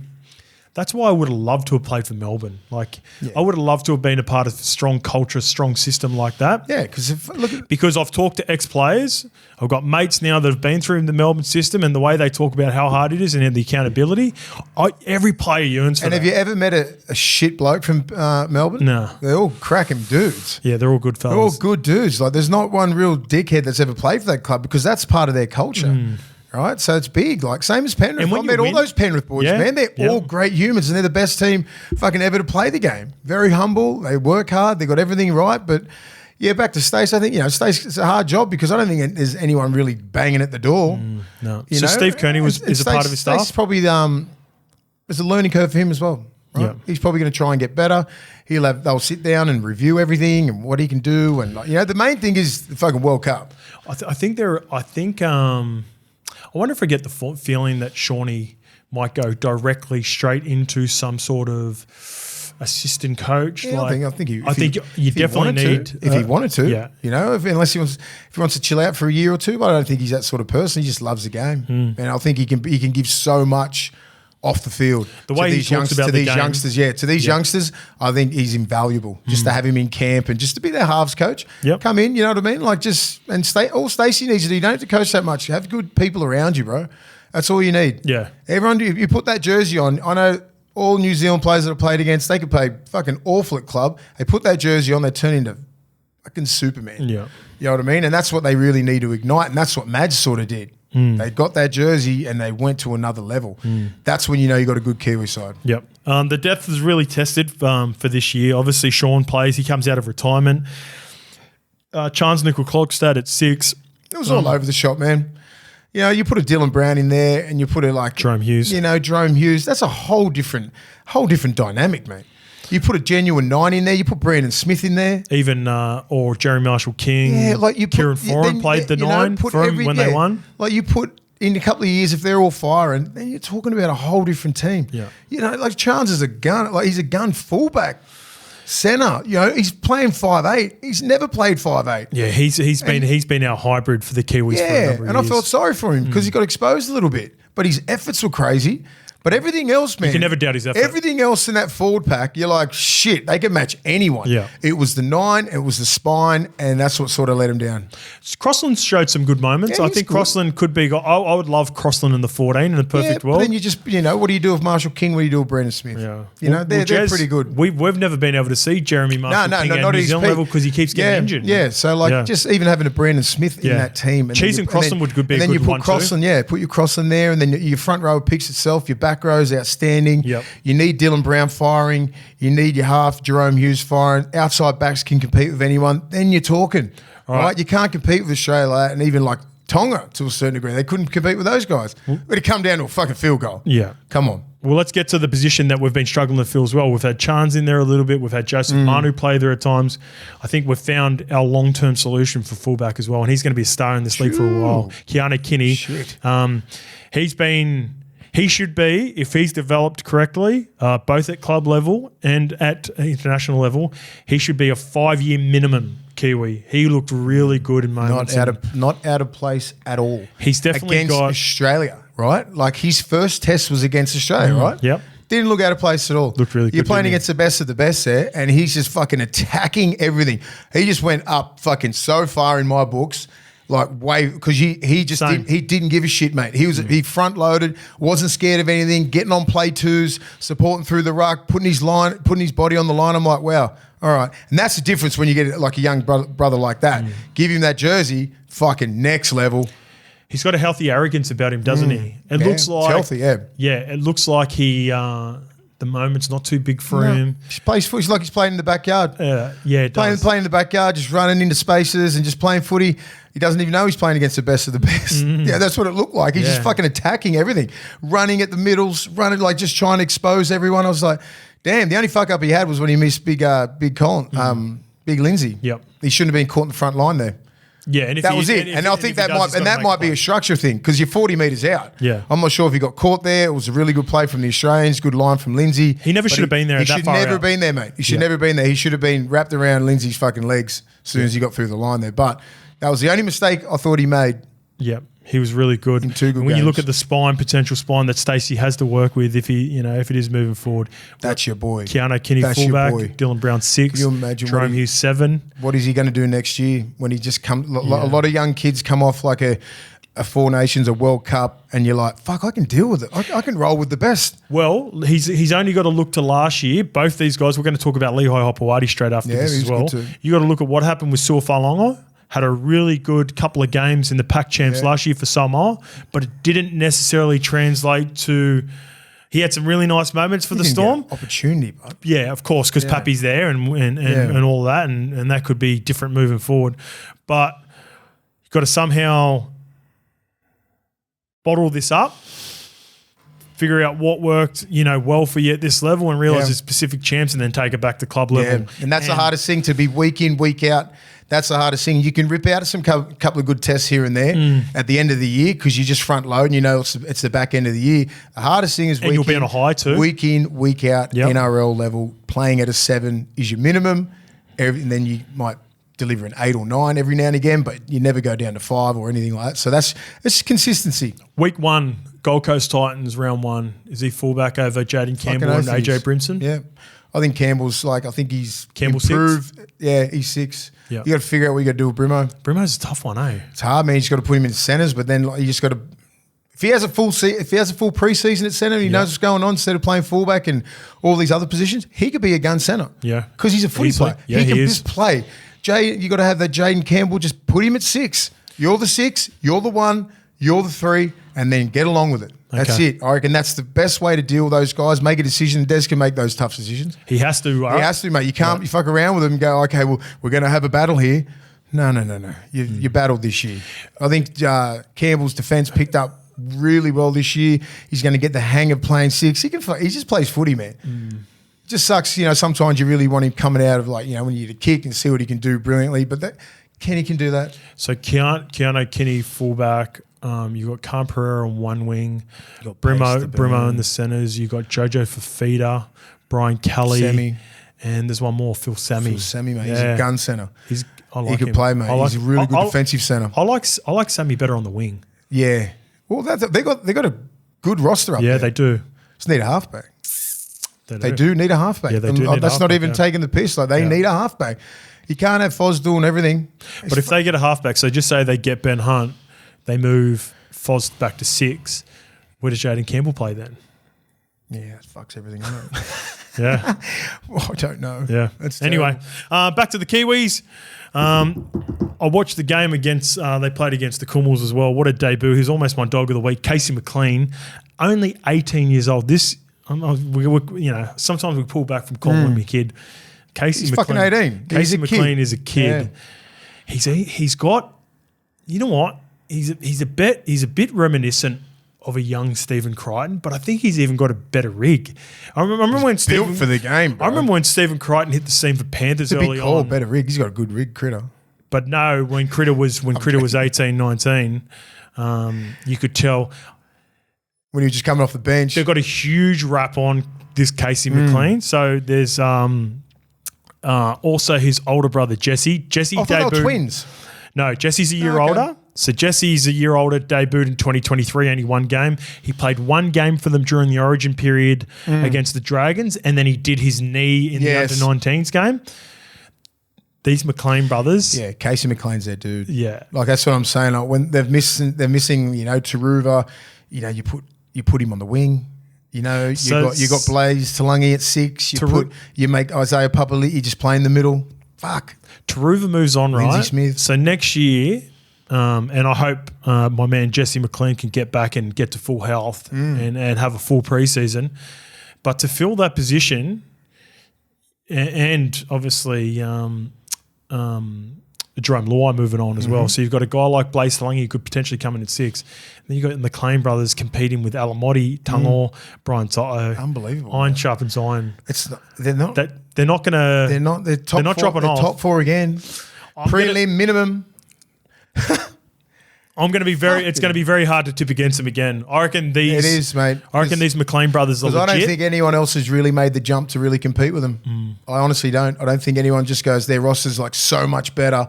Melbourne's probably the only one. Yeah. Because of Stefano and Big Nas. Yeah. But I look at everyone else in that side and go, fucking Penrith's probably got you.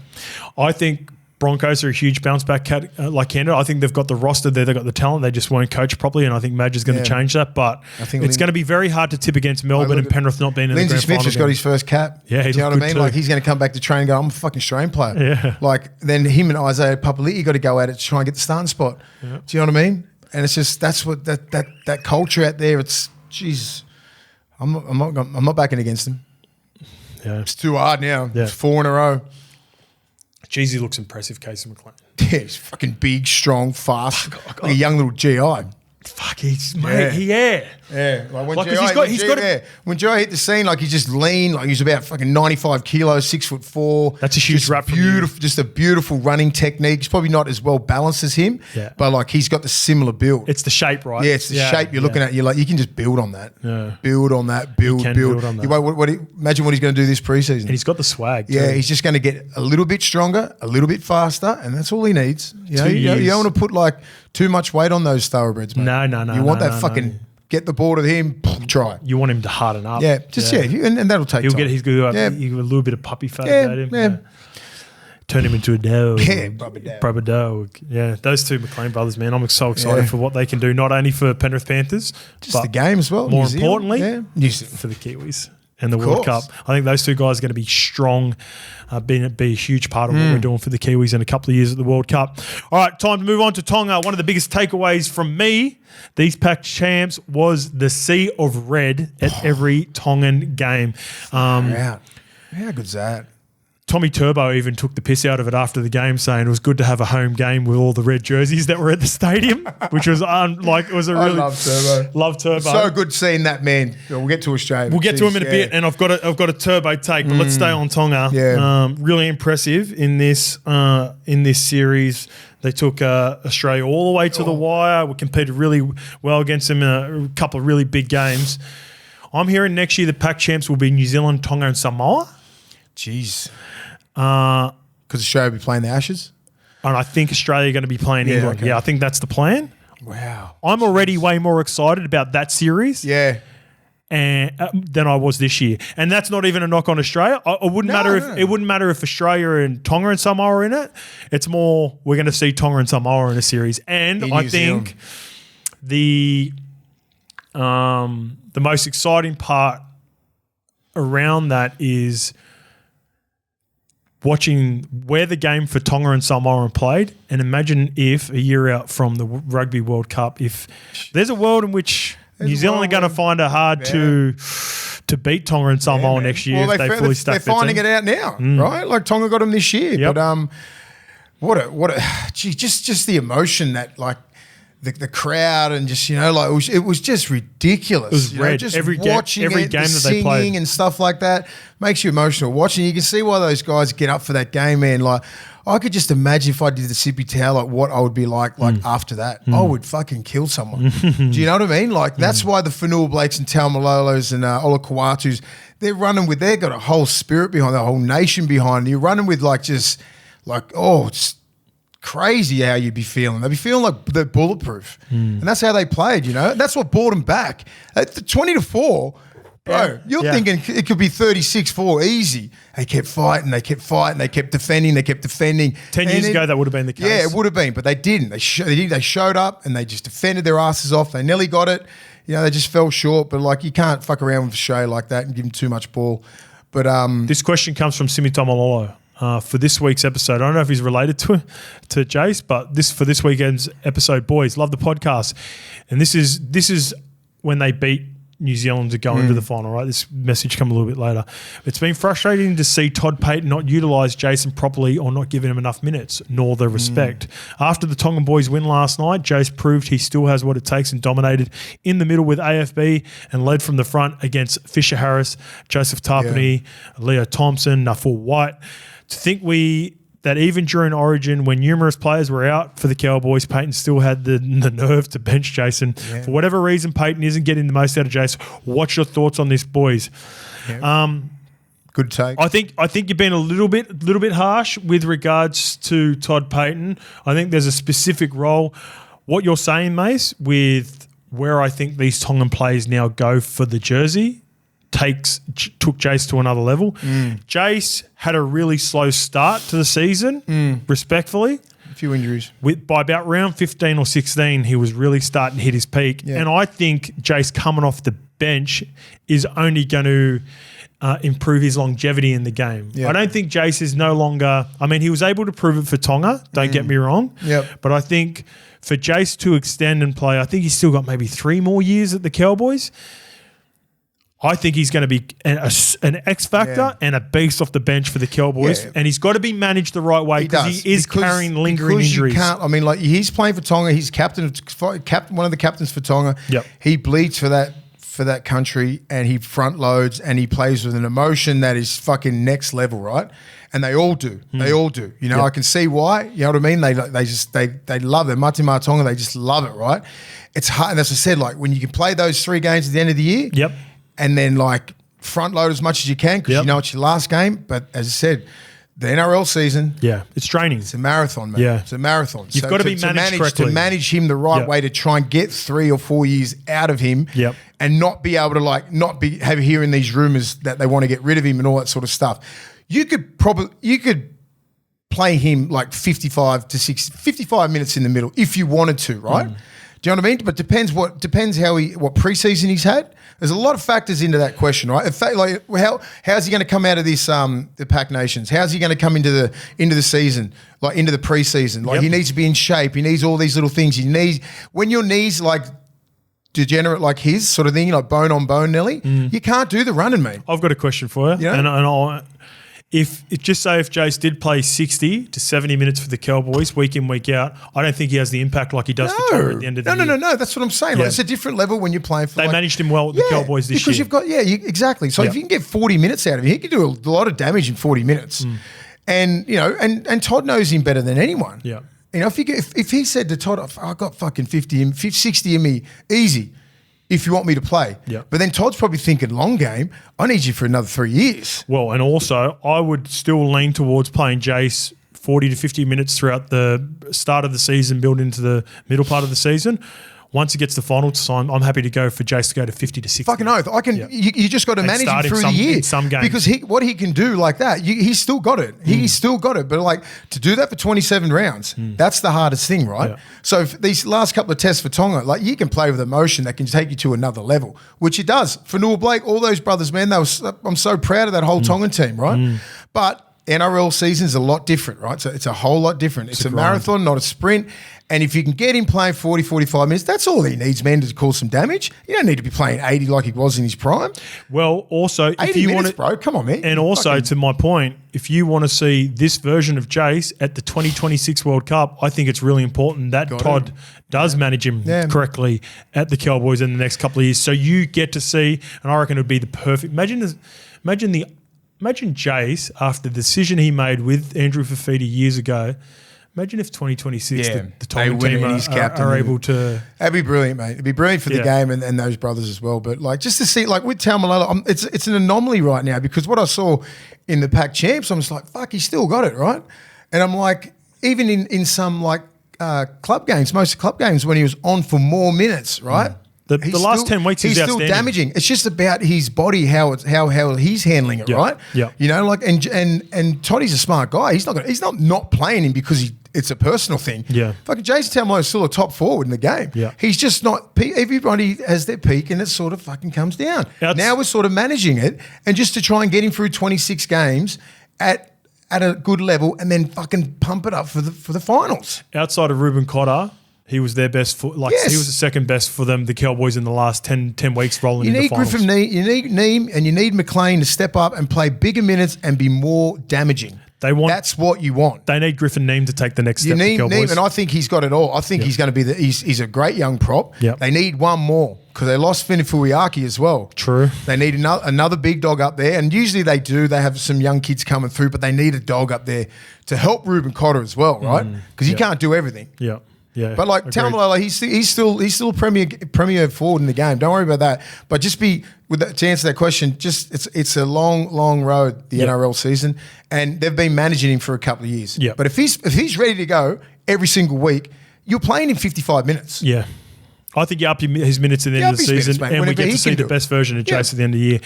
Speaking right at the start, we talked about my prop rankings, AFB.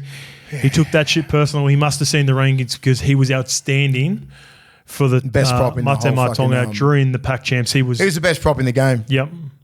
No one has softer feet and hands than him in the game. Beautiful feet. Beautiful feet. He's so silky. He's late footwork and he can get thin. Like we always try and tell young players, like you run and then it's just a little bit, you get thin in between players. It's just a little tweak of the body. Just a little, like your shoulders are like that and he can do it all the time and keep his balance, mate. He's so fucking strong. But when we're picking those props, right? He's top three. You can fuck around with the top three. You said that. It's for Noah Blake, it's Payne Haas, and it's Tino on any given day. No, we can fuck around with the top six because you go and watch the grand final from a couple of years ago and you go, I want Moses Leota. Yeah, Leota. Like you watch the Pac Champs last year, you go, I want fucking Fish. Yeah. You watch Origin this year, you go, give me Payne Haas. It's fluid. Yeah. It's very fluid. Yeah. The front rows are very fluid because on each day, like they can dominate games. So look at Fanua Blake on the whole pack champs is like unstoppable. At the start in the first half of that Tongan versus New Zealand game, I'm like, man, Adam's my number one. Fuck it. Yeah. And then at the back end of the game, Joseph Tuppeny comes up with that dribble kick, steps to fullback and runs it under. I go, give me tarps. Front rows are so skillful these days. There were some great front rows. We're blessed to watch these guys play. But Fanua Blake, I think he's the whole package because defensively he's really picked his game up. Yep. And that's where other players in my rankings were like Payne Haas and Tino, their defence more consistent. Yeah, more consistent. Yep. Now he's sort of found that. And what is he, only 28? Yeah, something like that. He's 28, 29. Yeah, prime now. Yeah. I think he's just going to go like that. He could overtake everyone. He's going to have a huge year at the Sharks for sure. He's so hard to hit. Fuck, not a bad front row for them as well. But how about their back row? Homoli Alakuatu and Ali Katoa. Katoa, bro. What a story for Ali Katoa. He broke his neck or something a couple of years ago. Marco Amelia was talking to me about it. That's why he's got that scar there. I think during COVID, something happened, right? Let me look that up. I didn't know that about Ali. So like he was on, remember he come and hit the scene a couple of years ago, right? Yep. And everyone had massive raps on him. Yes, for the Warriors. So Ogle was trying to get him to either Newcastle or the Bulldogs and everyone sort of went, sort of giving up on him. Yep. And then he went down Melbourne. Right, so he sort of like had a real bag. That's why he had a neck operation, got in a car accident, and just kept on fucking playing. Yeah, let me have a look. What is this for the rest of my life? Is out for the Storm? No, it's all recent. Yeah, like Ogle told me because Ogle's looking after him. And that was in 2020, 2021, something like that. And then he was sort of on the scrap heap and played a couple of games again for the Warriors, and then obviously Melbourne picked him up. Yeah, well, I'll have to look into that. It's a fucking great story. Yeah. When Ogle told me, I said, "What did that happen?" He goes, "Yeah, that's why he's got that scar in his mouth because he had a neck op. He was had so it was a car accident. Car accident. Wow. Yeah, he was done. Kept turning up training, but just kept going at it. Didn't give up. One little tweak to the back row, and I think moving forward, I understand why they put Felice in the starting lineup because he's an OG and he's working. And he's got the runs on the board, and they've got all this attacking flair, but defensively he's going to stiffen it up. Yep. I thought they really could have put Keon Koloamatangi into that lock position because they played Jace at lock, who was almost like playing like a front row, and then you got Felice. They were sort of playing hybrid front row. They just kept lock fucking between front them. door. Man, I think Keon has become, and I think he should be prioritised as the guy moving forward with Molly and Ali at the back. Because he's a legitimate 80-minute player now at South. And I'm just worried about the minutes that he played. The part that impressed me the most of Keon this year is I reckon he had a career best year in a really bad South team. In the middle too. Yep. And what do you do with Cam Murray? He's going to be starting in the middle. Yeah, so you go back to the edge next year, I think, under Wayne, but I'm talking about moving forward for Tonga. I think Keon has to be the guy because Felice would be around 33 now. I think, and you know why they put Felice in there because his defense is outstanding. The way he works, Felice is 32. He's from a great system with Melbourne, and he does a lot of the dirty work that some players don't like doing, and that's the reason. That's it. You know what I mean? But, Keon coming off the bench was outstanding, I thought. Yep. Their balance was good, man. I was happy with Sony Luke. Yep. Sony Luke. Yep. I thought he was outstanding. I questioned him, because sometimes he just was running too much. Sometimes he was, and he gets targeted. And he runs a fair bit sometimes. When you've got a forward pack like that, you saw when Havili took too many metres off fucking Fanua Blake. You see the roasting he got? Yeah. Big boys want the ball. You don't want it at the line. Don't take the markers and then just really slow. Give me the fucking ball early so we can step. See it? Depends who the front row is, right? Yeah. Well, I mean, Havili should know you got Fanua Blake there. You pass it to him straight away. He's early every time. Early ball. You know, unless he's jamming in behind the A's, he wasn't. He was trying to get out B. Yeah. You know what I mean? And then he fucked to play the ball up. He was so pissed off because it was one of the last sort of chances they had. Yeah. And I'm not blaming anyone, but you just got to know who your forwards are who are running. Sony Luke sometimes runs a fair bit. You know what I mean? He reminds me of Craig Wing when he used to come on. Wing, he just fucking runs. You know what I mean? But when you can run like a Cook now and a Harry Grant with tempo, and then you start playing with your middles instead of just running for yourself, fucking start running, and then everyone starts pushing up into holes, then it's a bit different, right? So when you look at that key position like the hook and play, Leo Hopewadi is him. He's cemented. He's just like Keanu Kinney.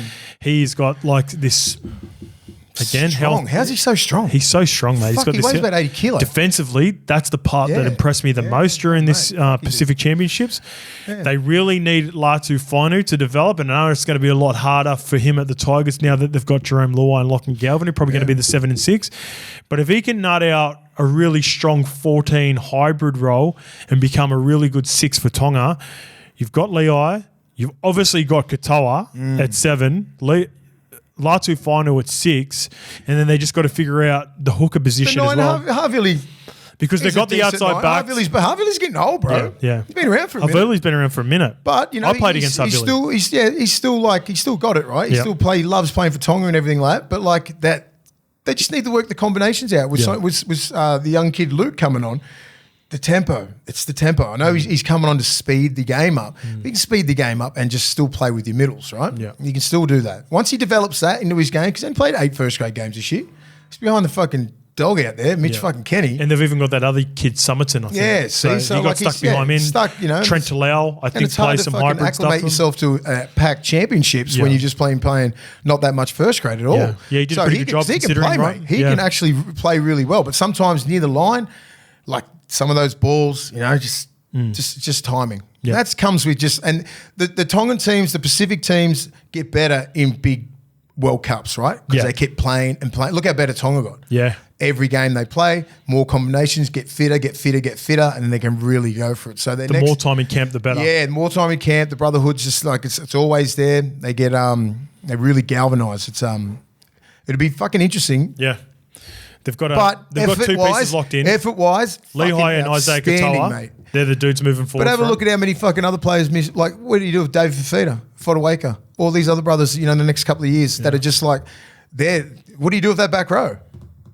Like, who do you they go, look at the bench. Like, it is stacked. Yeah. But you got to think about combinations, right? Yeah. Combinations. You can't have ball hawks, you know, like just love the ball all the time, fuck all defense, right? You can do that in the NRL team.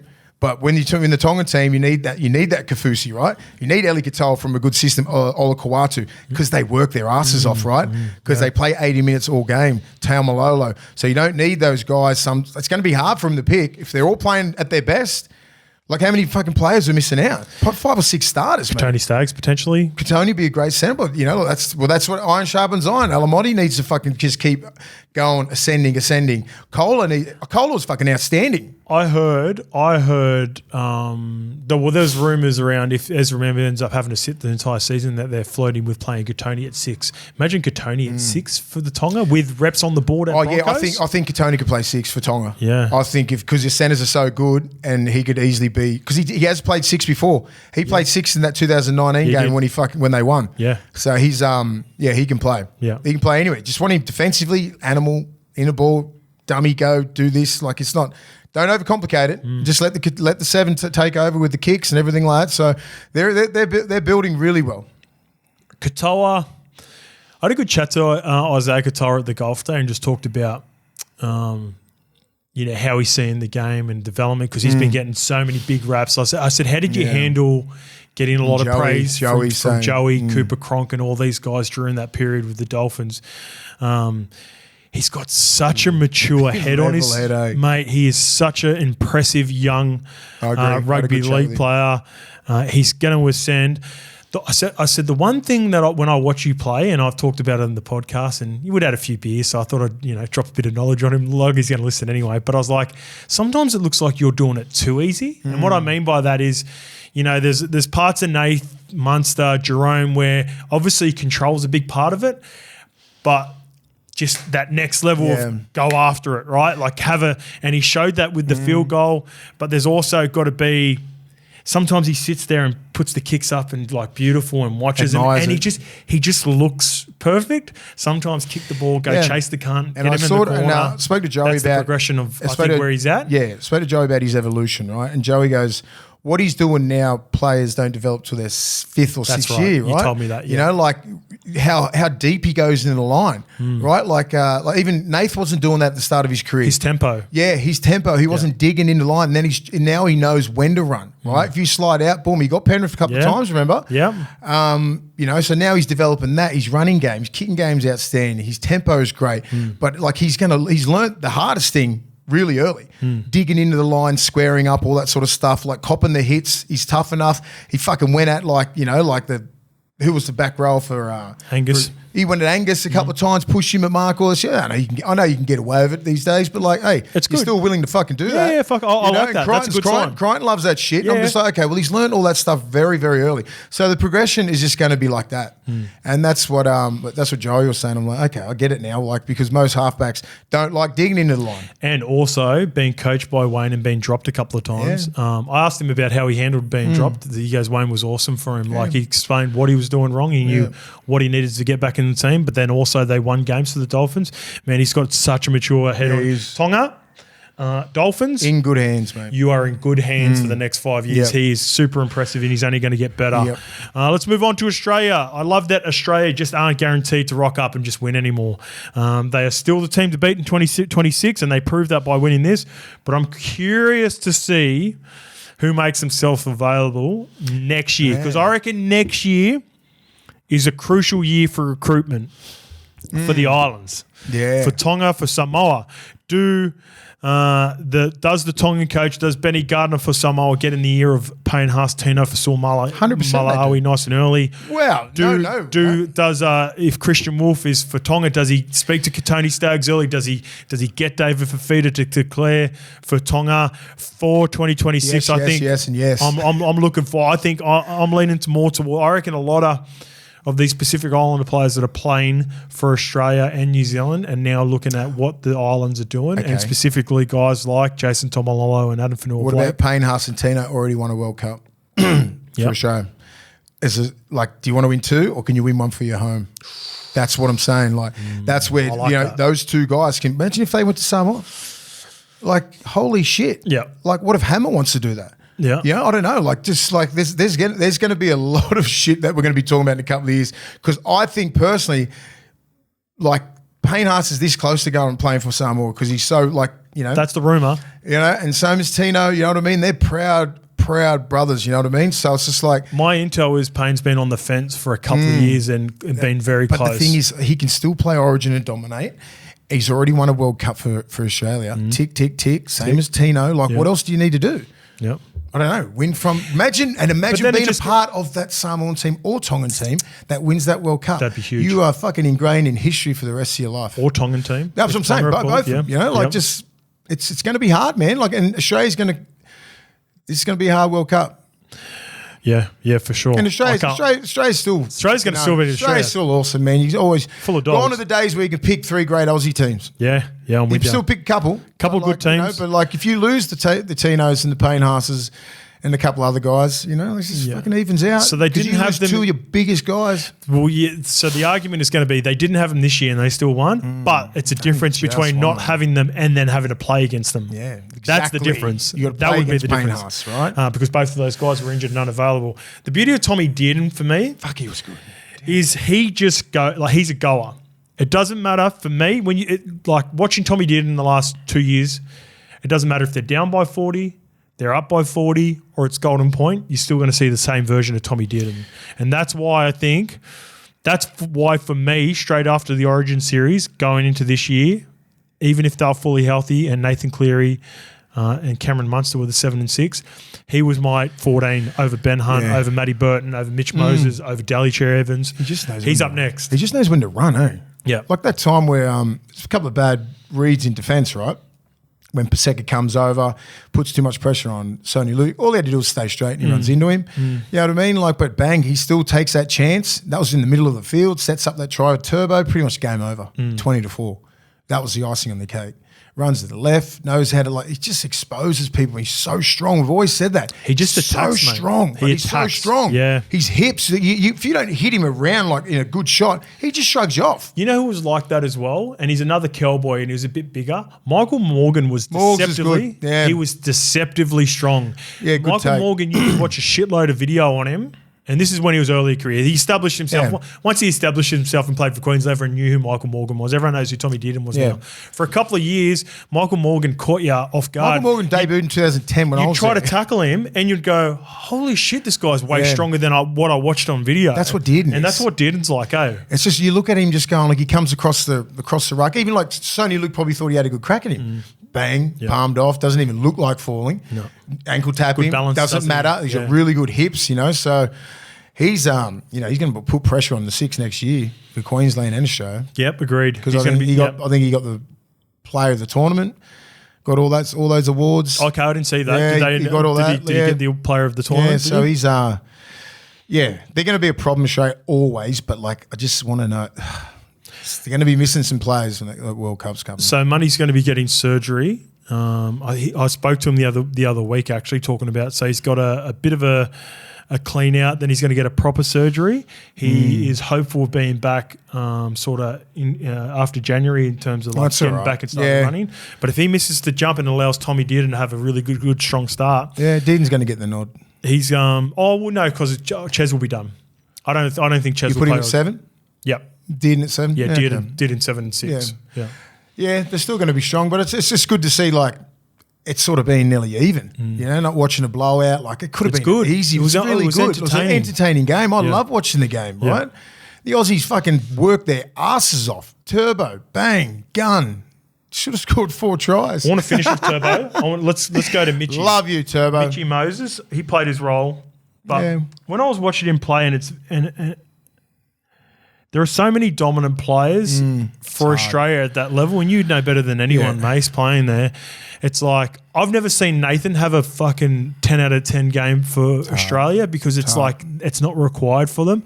You really just got to make sure you put players in the best positions for them to shine. That's all it is. And usually the 5'8" shine, the centers shine, the middle shine. Yeah. That's it. Fullbacks. Because the 7's just got to set you up, man manage, get you around the field, and that's about it. Yeah. You know, like it was barely like JT was outstanding, Lockie, all those sort of blokes. You know, they really rise to the occasion when it has to happen. Yeah, okay. You know what I mean? Like there's that many times where Lockie just scored a try out of nowhere, and JT or fucking Joey just did something, mad ball, mad kick. They just iced the game. Yep. Because up to the most part, most of the time, it's just a bash up in the middle, right? Trying to get field position, but when it's time to pull the trigger, they pull the trigger. Yeah. And it was Dearden's time to shine. Yeah. You know, he pulled the trigger. So one of those guys in the outside backs always seem to have a fucking outstanding game, right? The middles have just got to hold the fort. You're never really going to dominate New Zealand or England, especially Tonga and Samoa now as well. True. You just got to manage them. You got to manage, mate. Yeah. And especially now because the other teams are sort of caught up in the middle, but the outside backs and the halves. That's where you get caught out, right? And then so one of your halves is always going to have a fucking on day. One might just be like Moses, just get to the kicks, make your tackles, do a couple of passes here and there, just get to your positions, and then fucking Dearden just puts the icing on the cake. Then you got Turbo, and then the outside backs, brilliant, sort of come in. Dylan Edwards is outstanding. The wingers are good. Like that's how the Australian team is all predicated on. Middles, hold the fort. You rely on your fucking outside backs just to ice the game. What a bittersweet season for Mitch Moses. How weird of a season is it, right?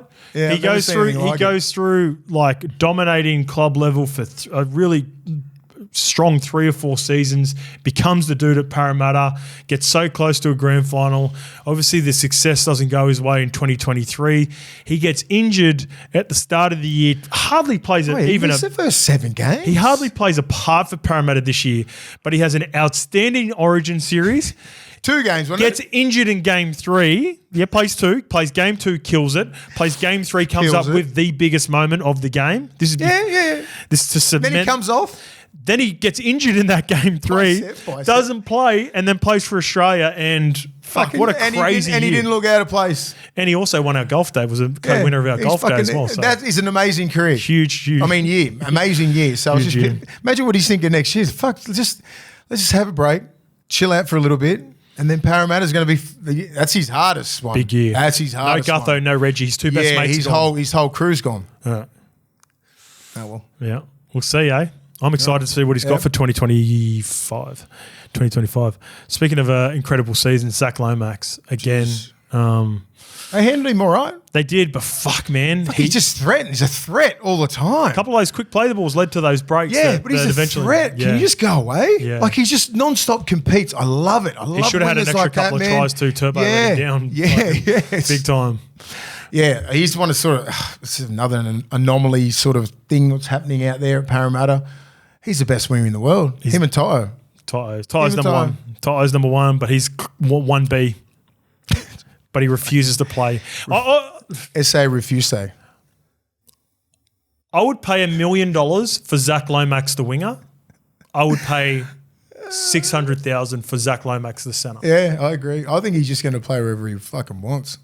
Of course he is. Do you know what I mean? Like, I just said it. We said it last time. He's going to be like, he can line up at centre. He can line up on the wing when they start kicking and everything else. Just attack everything, defend where he wants, come out of yardage when he wants. You know, like it's just going to be a combination with him and his centre or centre and winger. Yeah, he should have had 2 tries in this game. I think he still ran like 230 metres. Like the most impressive They're tough part, meters, man. Well, that's the most impressive part with Zach. And for me this year, not only the positional switch he handled, obviously was disgruntled the entire season with it, didn't want to play there, but he always gave a 10 out of 10 performance for the Dragons, New South Wales and now Australia. And I always knew he was tough. I think a couple of years ago, what happened around that Tyson Frizzell stuff really humbled him, and it worked. Really, Could have gone either way. It could have gone either way. I think he's really matured into a really good player. I think he needed he needed that moment. He needed to play for New South Wales to show everyone he's that dude. And then now it's like because he's always thought that he was that dude. Yes, he just didn't arrive. Now he's arrived. He is that guy. Like he was always that guy coming through the system. He's always the best player in his team. Yeah, you know. And then he got to first grade. He come out of the blocks. He killed it. Had a couple of off things and like a couple of off field stuff. Little bit of a character sort of. You know, like little things here, like when he got put into Origin, was, I heard what was going on there. Got backburned for a couple of years because of that with Freddie. And he worked on himself. Yeah, so just like for anyone that's, this is during COVID. It's more like just being a little bit too confident was the biggest knock on him. Just thinking that, I should be in the side. I should be in the side. You gotta, in those positions, in those teams, you earn that. Yeah. Man. Nothing's given. Well, he's earned it now. He's earned it now. Now he's one of the best players in the comp. Fuck, he must be strong, man. Oh, he never gets put on his back. Have you've seen him, bro? He's a beast. Yeah, I know that, but like, there's a lot of beasts out there that get put on their back. Yeah, true. But like he's 6'3", 100. I reckon he's 6'3", 100 kilos and can run fucking. Yeah, he's just got that real good bump. Mad bump. You know what I mean? Like he never big bump, but then he's always find his front or an offload, twists around. Like he's never really always fucking fights. He fights in tackles, elbows, cheap. Love it. Fucking, I saw that a couple of times. Oh, you little. I love it. What's a comp for Zach Lomax from like? I've never seen anything like him. There's no real like outside back that's. Like even like a Gaznia, right? You could probably compare him to Gaznia a little bit. Is he a more skillful Guru, Eric Grothe Jr.? Yeah, I suppose. Like big body, bumper. Remember Guru had those ugly bumpers? Rangy sort of. Yeah, I mean. Zach's a little bit more compact and Zach's got more skill in terms of like. I think I'll be like probably compare him to not as good as Gaznia, right, as a centre, but like he's like a hybrid Gaznia. Same sort of skill set, man. Mad flick, fucking shimmy whoosh, and like he's just not as big and strong as Gaz, but he's like it's just they're different builds. How tall was Gaz? Gaz like 6'4", man. Yeah, he's tall. He's big. Yeah. Yeah, he's big. But he was more slender too. He's probably halfway between Gaz and a Matt Cooper. Yeah, he is. There you go. That's it. That's just real strong, good defensively, he's a hybrid, aggressive as shit. He's a hybrid of the greatest Dragon centre combination. No wonder he wants to play centres. No wonder he wants to beat those guys. I've got another positional change for you. And this is the last one. Yeah. And when I'm ever watching a game and I'm watching Tommy Turbo and these pack champs, I've always got my Manly cap on. Always. So, watching the final and Turbo's performance got me thinking about how Manly can best maximise the influence that Tommy has in 2025. Hear me out on this. I know what you're thinking. Go. I would move Tommy to the wing defensively. All right? Hear me out. Yeah, I'm hearing. Hear me out on this. So, there's no denying that he was fucking outstanding there. He played centres. He had a real impact. He was outside of Tommy did, and I think Tommy was probably number 2, number 3. Zach was really good as well.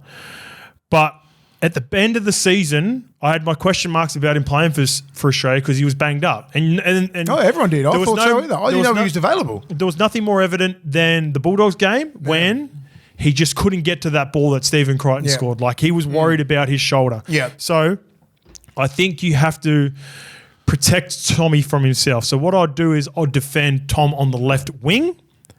Left wing specifically, and I got some data. I've reached out to my man Rando, random stats guy, for some data behind this as well. Bit of Sonia.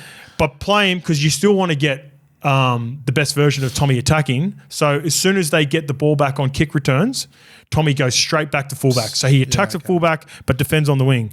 So the reason for left wing and compared from left wing and not put him in the centres is, on average, the left wing makes 3.5 tackles compared to 4.5. So you're dropping that one tackles more. And then if the right centre makes 14 tackles compared to the left centre 11 tackles, that's league average across the league.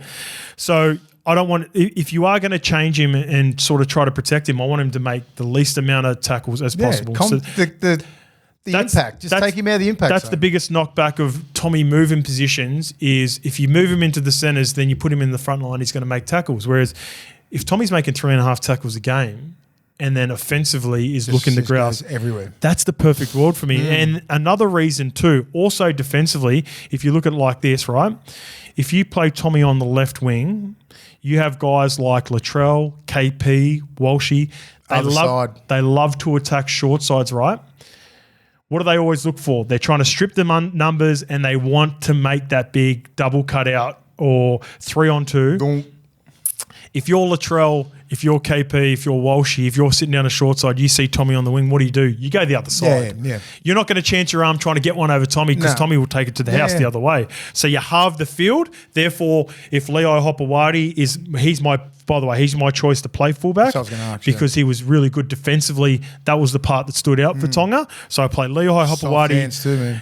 Beautiful. But he'll go straight back to left wing in attack when Tommy goes to fullback. Can be done. It can be done. It won't happen. No, I'm not sure. It won't happen, but hear me out. But why can't it be done? If you want to preserve his career and get another, 6 years out of him? Yeah.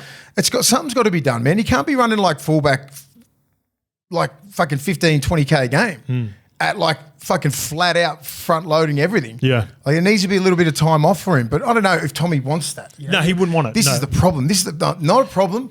I just know how greats think and they're just like, fuck off. I can still do this. Yeah. So, and then one last benefit maybe in a couple of years, I reckon it might happen.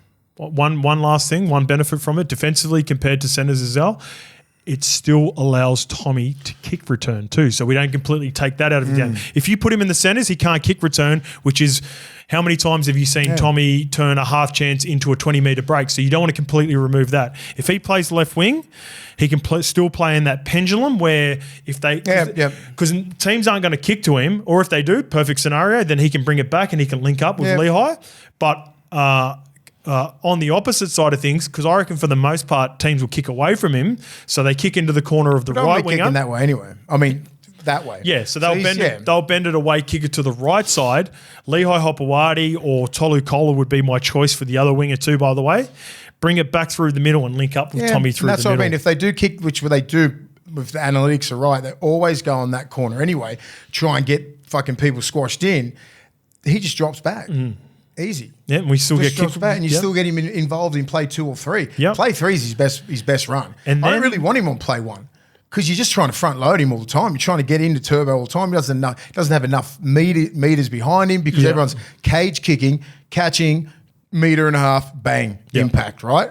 Then 2 is boom, 3 you can have a crack. He's already back there. Yeah, right? they're into shape. Plays 1 and 2, you're right. And then you can have a crack at him. Yeah, you want Leo Hopewadi or a guy like Tolu Kola. I think it's something in a like Seabold thinks like that. Well, here's how I pitch it to him.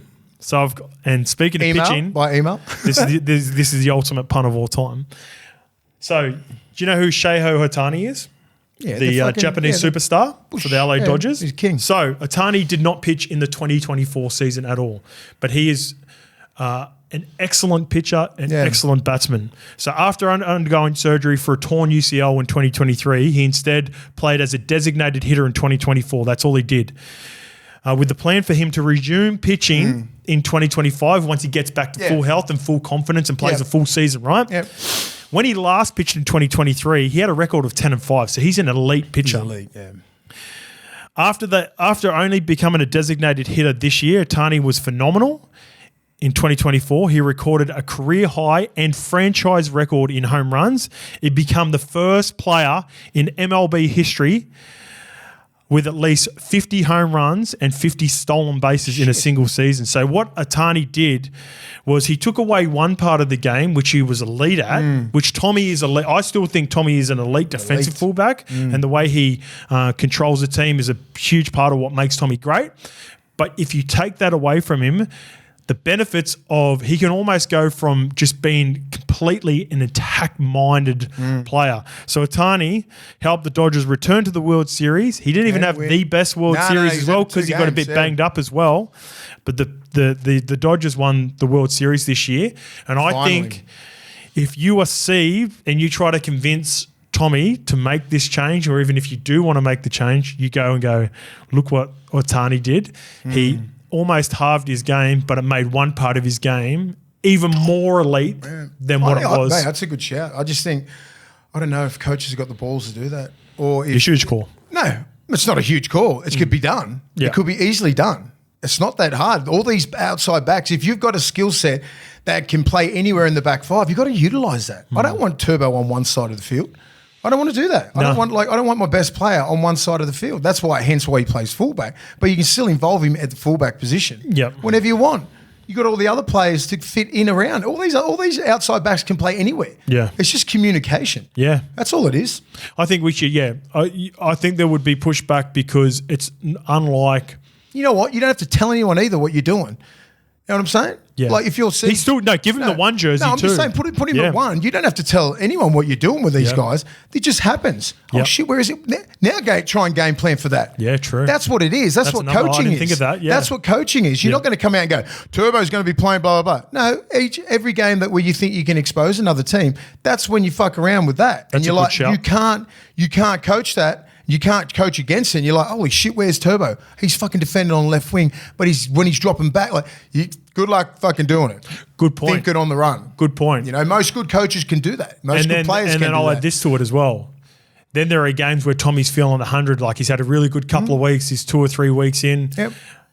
Then he just stays at fullback. Yep. So you do an entire all week video review on him defending. Him dropping back. He's playing left centre. He's playing left wing. He's defending there. He ends up dropping back on play 3. They're having a quick shift at you. Yep. You do all that shit all week, and next week he just plays fullback. Yeah. Do you know what I mean? Yeah. That's what you got to do because everybody in this day and age does the same shit, right? Yeah, copycat league. Everyone always kicking to the corners. This. That would be a huge advantage. It would be a great advantage if you got that player, and they do have that player. All right. Anyway, food for thought. There's my take for Manly. That's it for this episode. We didn't get a chance to do the top 10s for props and second rows, but we'll be back next week. And we'll punch them out. And I had a chat to 6'1" Rennie Matua, who was supposed to join us last week. He wants to jump on. So we're going to do next week we'll do a bit of a season review, off-season sort of shenanigans, and we'll have a bit of fun with Rennie and we'll do our rankings next week and some other stuff. All right.